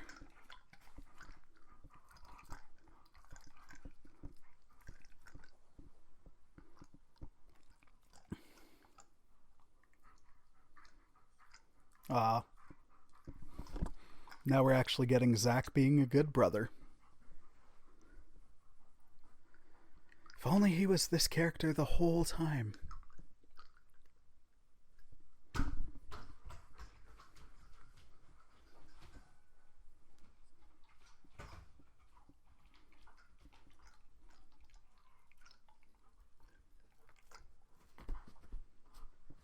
Aw. I know some of this family stuff really bothered people, but it doesn't bug me so much. I mean, the family theme was in Jurassic Park. It was heavily in The Lost World. And this one doesn't have anybody doing magic gymnastics and knocking knocking a raptor out of a window. That might be the low point of The Lost World. And it was hugely in Jurassic 3. Man, I hated those parents. I wanted them to die. Except William H. Macy. Mother just screamed all the time. She was the worst.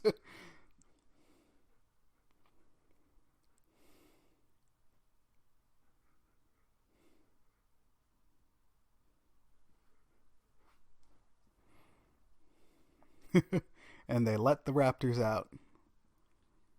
I like it. From the trailer, some people were iffy. I thought they pulled this off really well with the raptors running and the guys riding around the raptors. It's a cool shot.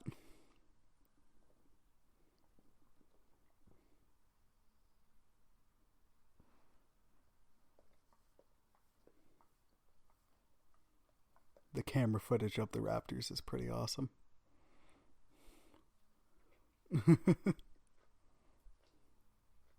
Oh, hi, baby. Luna's giving me thank you kisses because I fed her supper a couple minutes ago. Trailer shot.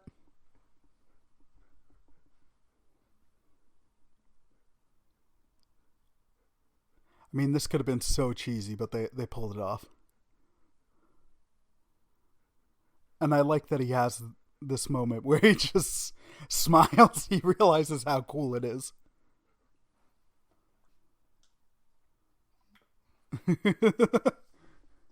Your boyfriend's a badass. Pretty awesome. And it's true. He is. But they didn't make him like the untouchable badass. Or as Christians like to say, Badeus.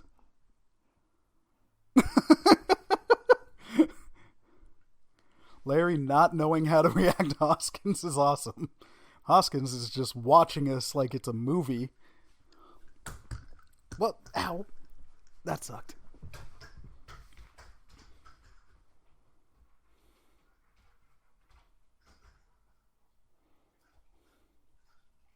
Now, this is a cool part of the movie because it's the Raptors have finally got to the Indominus.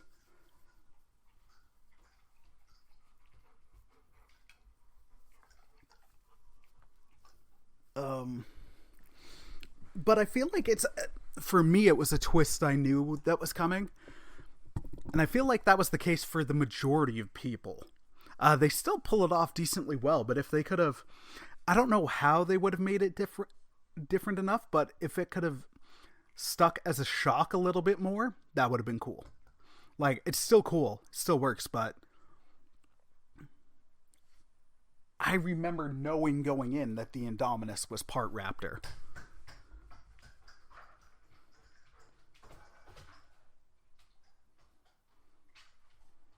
Yep, they're realizing that it's part raptor, and they're screwed.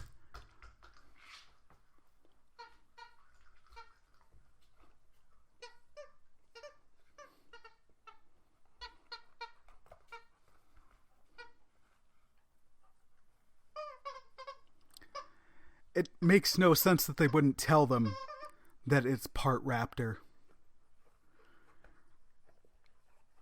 They should have, because then he would have been like, no, we're not sending the raptors in.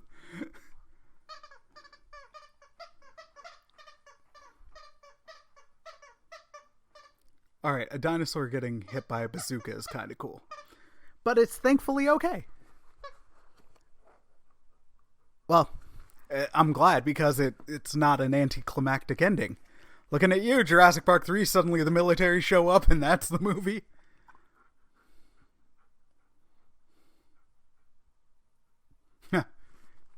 Be careful, the Raptors have a new alpha. This sequence is really well done. It's like it gets the menace of the Raptors so good, and it's got shades of the excellent long grass sequence from The Lost World. With, I don't know, I'm getting elements of Predator somehow, and then the footage where it's just like on the almost like mini found footage stuff with the cameras, the head cams. It's awesome. It's really cool. They're just getting massacred. And now Hoskin's like, oh crap, what have I done? Yeah, people were telling you from the get-go this was stupid, sir.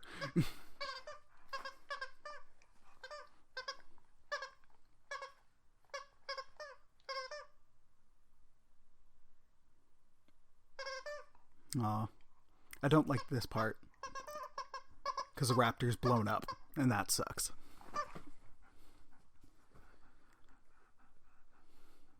But Owen's upset.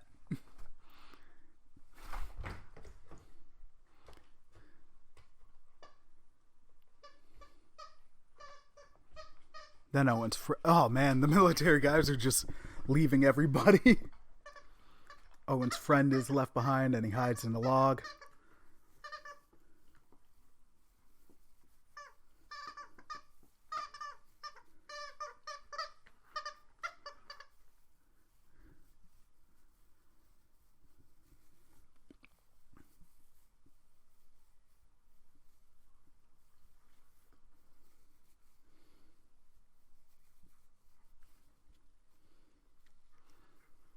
I like that guy survives.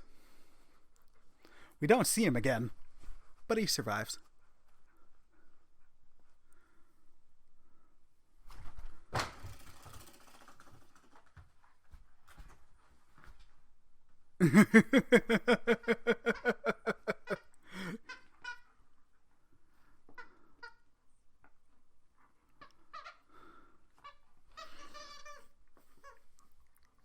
Don't lie to him. He's scared. It's okay. And they're seeing a raptor rip a guy to pieces in front of them. Yeah. They're going to be scarred for a while.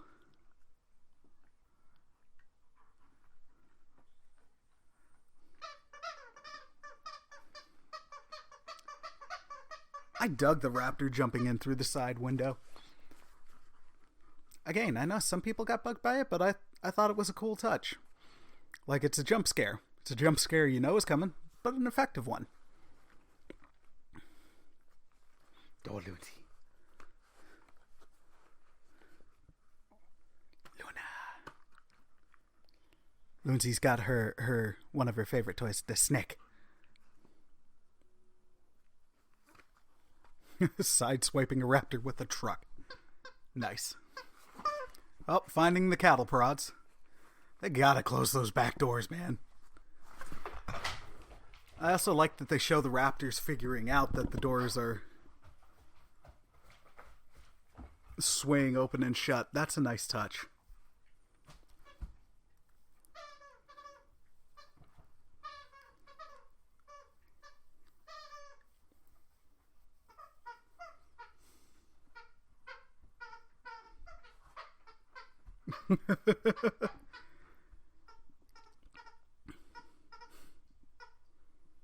They're super happy Owen's shown up.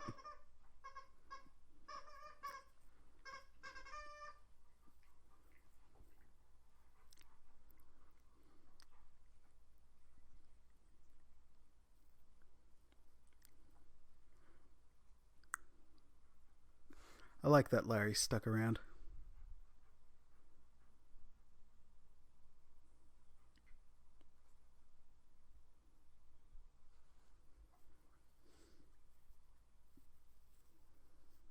Fiendish Dr. Wu is now going into his secret lab.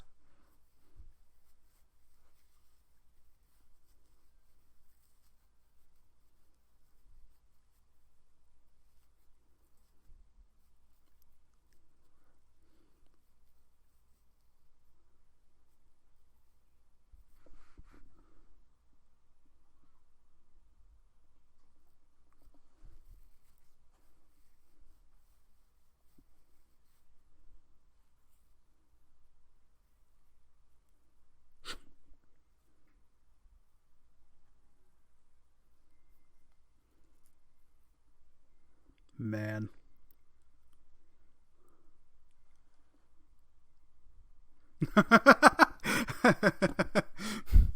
Larry just talking to no one. Is this what you had in mind? Oh, being snarky to no one.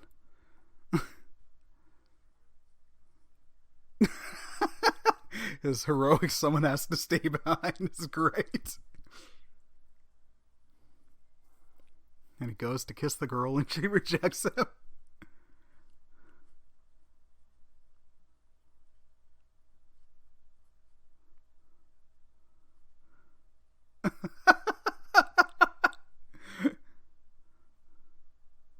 That's the right kind of humor. I appreciate it.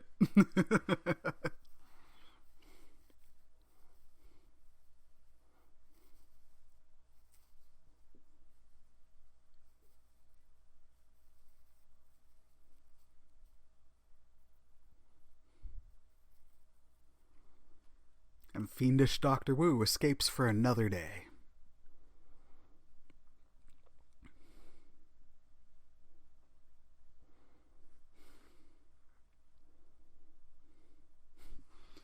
Now we're getting to the climax, which, it's awesome. Like, it's one of the highlights of the movie for me. This final act.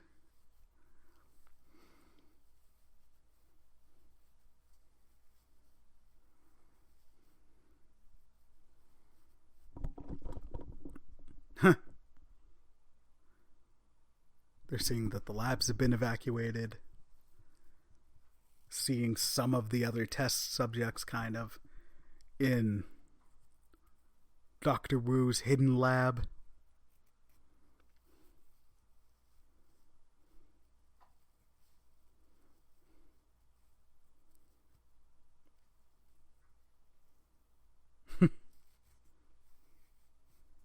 It's interesting. I know they're not doing any more hybrids, they've said, for the movies. I kind of wish if they had, it hadn't just been at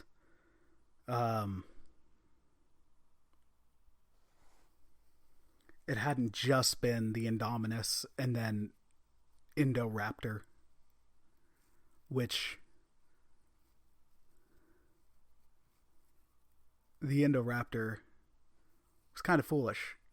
They're like, hey, we need Raptor DNA. It's already part raptor. Do you need to make it more raptor?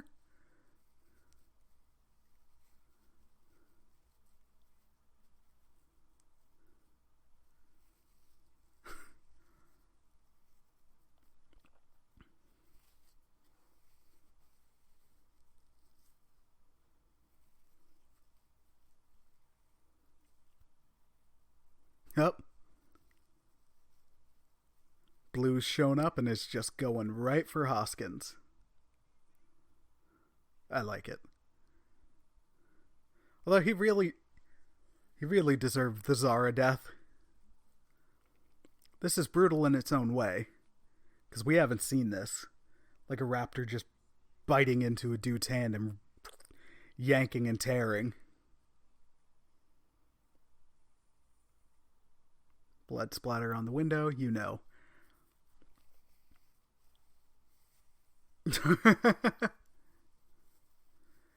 Also, this is a really good callback. I appreciated it. Like when they're running through, Grady just stops to press the hologram, and it tricks the raptor, and it's the Dilophosaurus, which would not look like it did in the movies at all. They're bigger. They don't have the frill,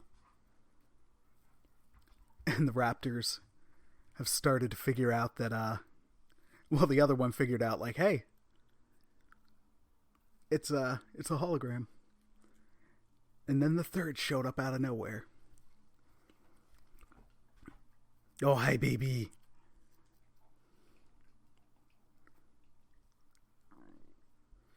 Oh, I like this. It's Owen still bonding with Blue.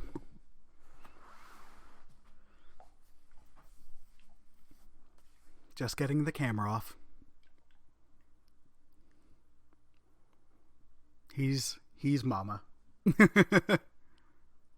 Or he's papa. He's papa.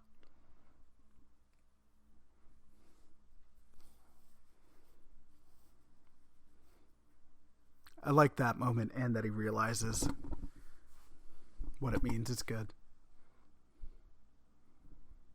And now Indominus is just like, hey, you work for me. Kill them. Look back at him. The smirk, and then, no, he's my papa. Dominus bats him aside into a Starbucks.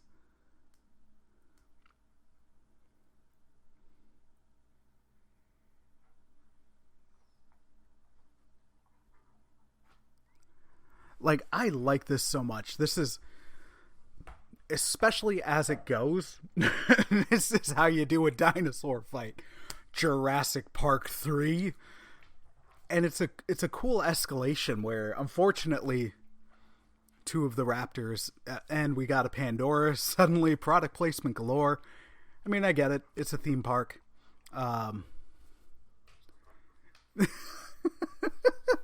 Grady's like, hey, hold up, this thing has more teeth. We need more teeth. That'll win the fight.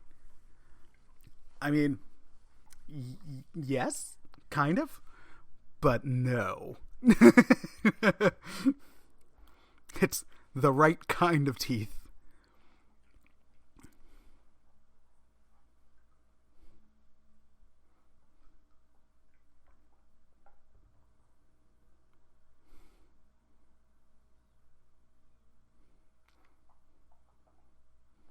The raptors circling, Owen shooting. One of them just got killed, thrown on a grill, and it exploded. And the other one just got bit and thrown away, so it's dead. The Spinosaurus skeleton is featured prominently in the background right now.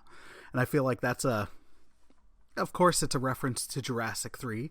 And then in several seconds, we get this terrific giant middle finger that's in Jurassic 3. I love it.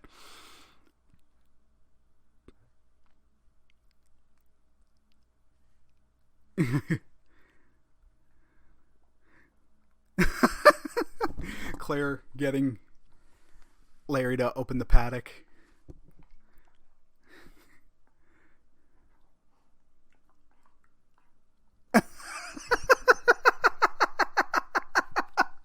That's the funniest line of the movie. Larry, damn it, Larry, just be a man and do something for once in your life. Why you gotta make it personal?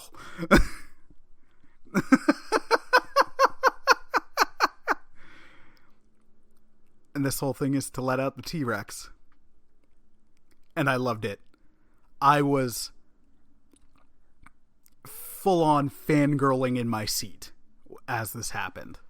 And from here on out, they really do like make it a roller coaster of emotions for a giant dinosaur fight. I know some people took issue with like the T-Rex not catching up to Claire. I don't have that issue. I mean, it's tight spaces. This is a big animal. It's also old. And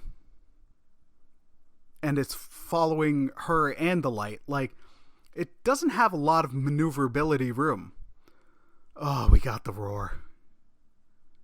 And we're about to get it again. And then we're getting moments of the Indominus almost getting the kids tucked onto one of the dude's little fanny packs. Here's where we get the terrific screw you Jurassic Park 3 moment. She runs under the legs of the Spinosaurus and the Rex bursts through the skeleton and triumphantly roars. Love it. And then we're getting the Rex Indominus showdown.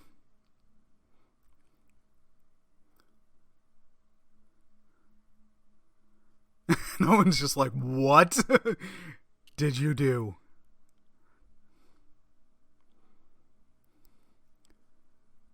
I like that the Rex gets a couple hits in, but they also do well to double down on it, not just being like the Rex shows up and kills him. But it's the only thing that it's taken on that's comparable its size, the bite force. but the Indominus has the arms that the Rex doesn't have, and it's younger. And they do a decent moment of teasing like the Rex will die, which, like I said, emotional roller coaster. I was so sad as this happened.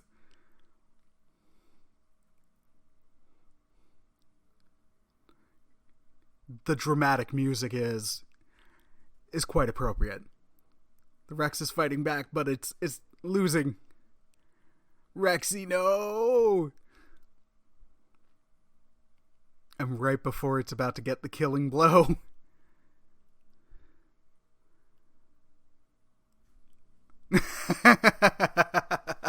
Blue coughs, which I've seen fan edits where suddenly, when the Rex came in, someone put in, like, just funny clips on YouTube where someone put in, like, the Stone Cold Steve Austin theme song, and then when Blue shows up, it's suddenly the Rock's theme song. It's awesome. And this, like, I knew they wouldn't kill the Rex a second time, but still, they had you worried a little bit. But then Blue showing back up, awesome. And then it pivots. Like, Blue just jumping back and forth for leverage is just awesome. And always hopping and staying out of reach of the Indominus. And the Indominus just roars frustratingly. Blue's jumping from back to back is awesome. Like, this is how you do a dinosaur fight. Jurassic Park 3. Like, I don't care how ridiculous this is. It still, years later, I had the biggest smile during this whole thing. Like, Indominus got whipped into the building. Rex was biting its jaw and threw it to the ground. You're getting so many good dino action shots. It's tremendous. And then Indominus is getting up.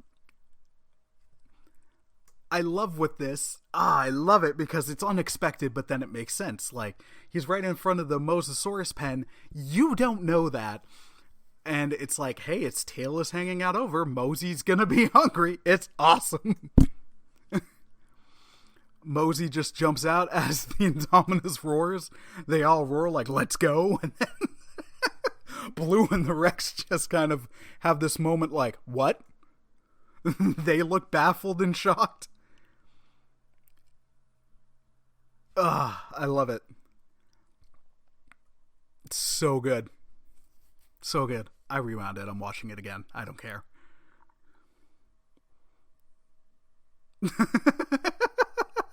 Like, Blue and Rexy they were mid-roar and they stop and they're like, whoa, what?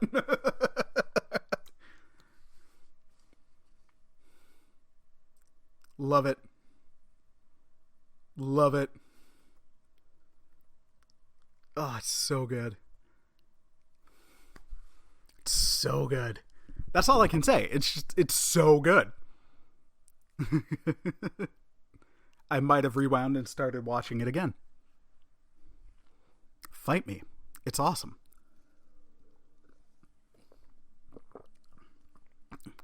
It's the best ending besides the first Jurassic Park.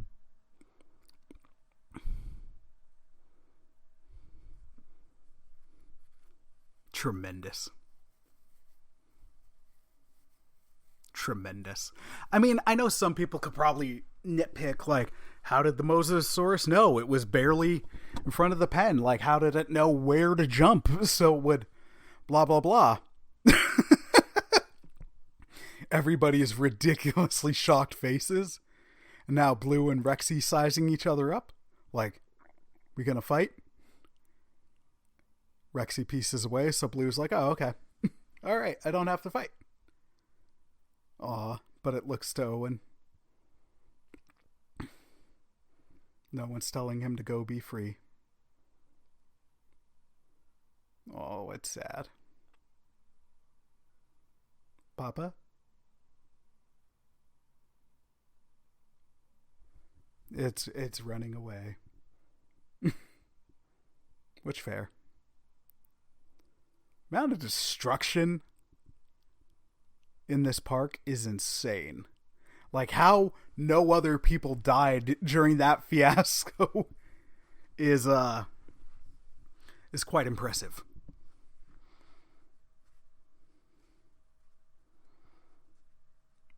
And I think now we're getting, yep, Larry's shutting down the control room.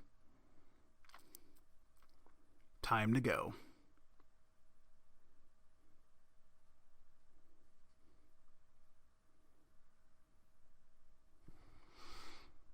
And now we're getting the wrap up. Oh yeah, we do see his friend. He's in this whole survivor triage thing that I think is back on the mainland. And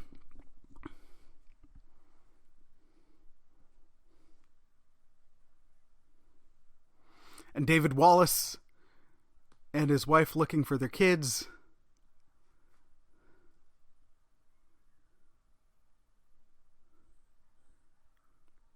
What's the actress's name? I gotta look it up. She's really good. Sorry, give me a second.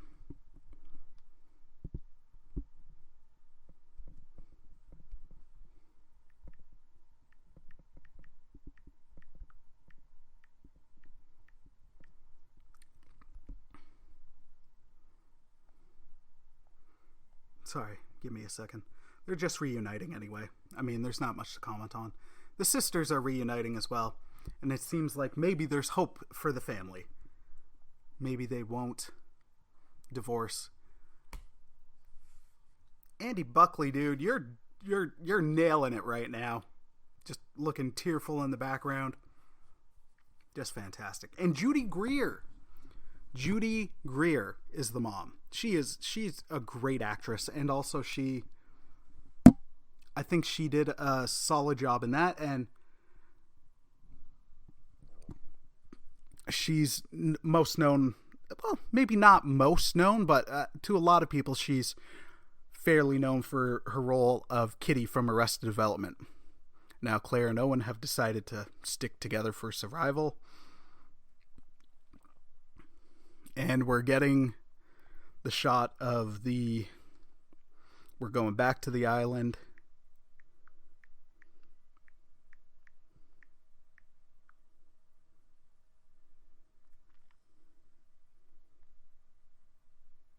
Yeah, Andy Buckley. And Rexy is now stepping onto the helipad. And we get that triumphant roar.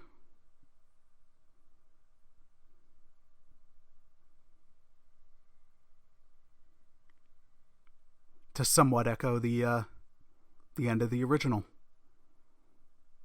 The original ending is borderline untouchable. But yeah, so, all right, listener, that was Jurassic World. The next Jurassic Watch Along I will do, like I said, I'm planning on doing a watch along of the original, the borderline perfect Jurassic Park with Mike.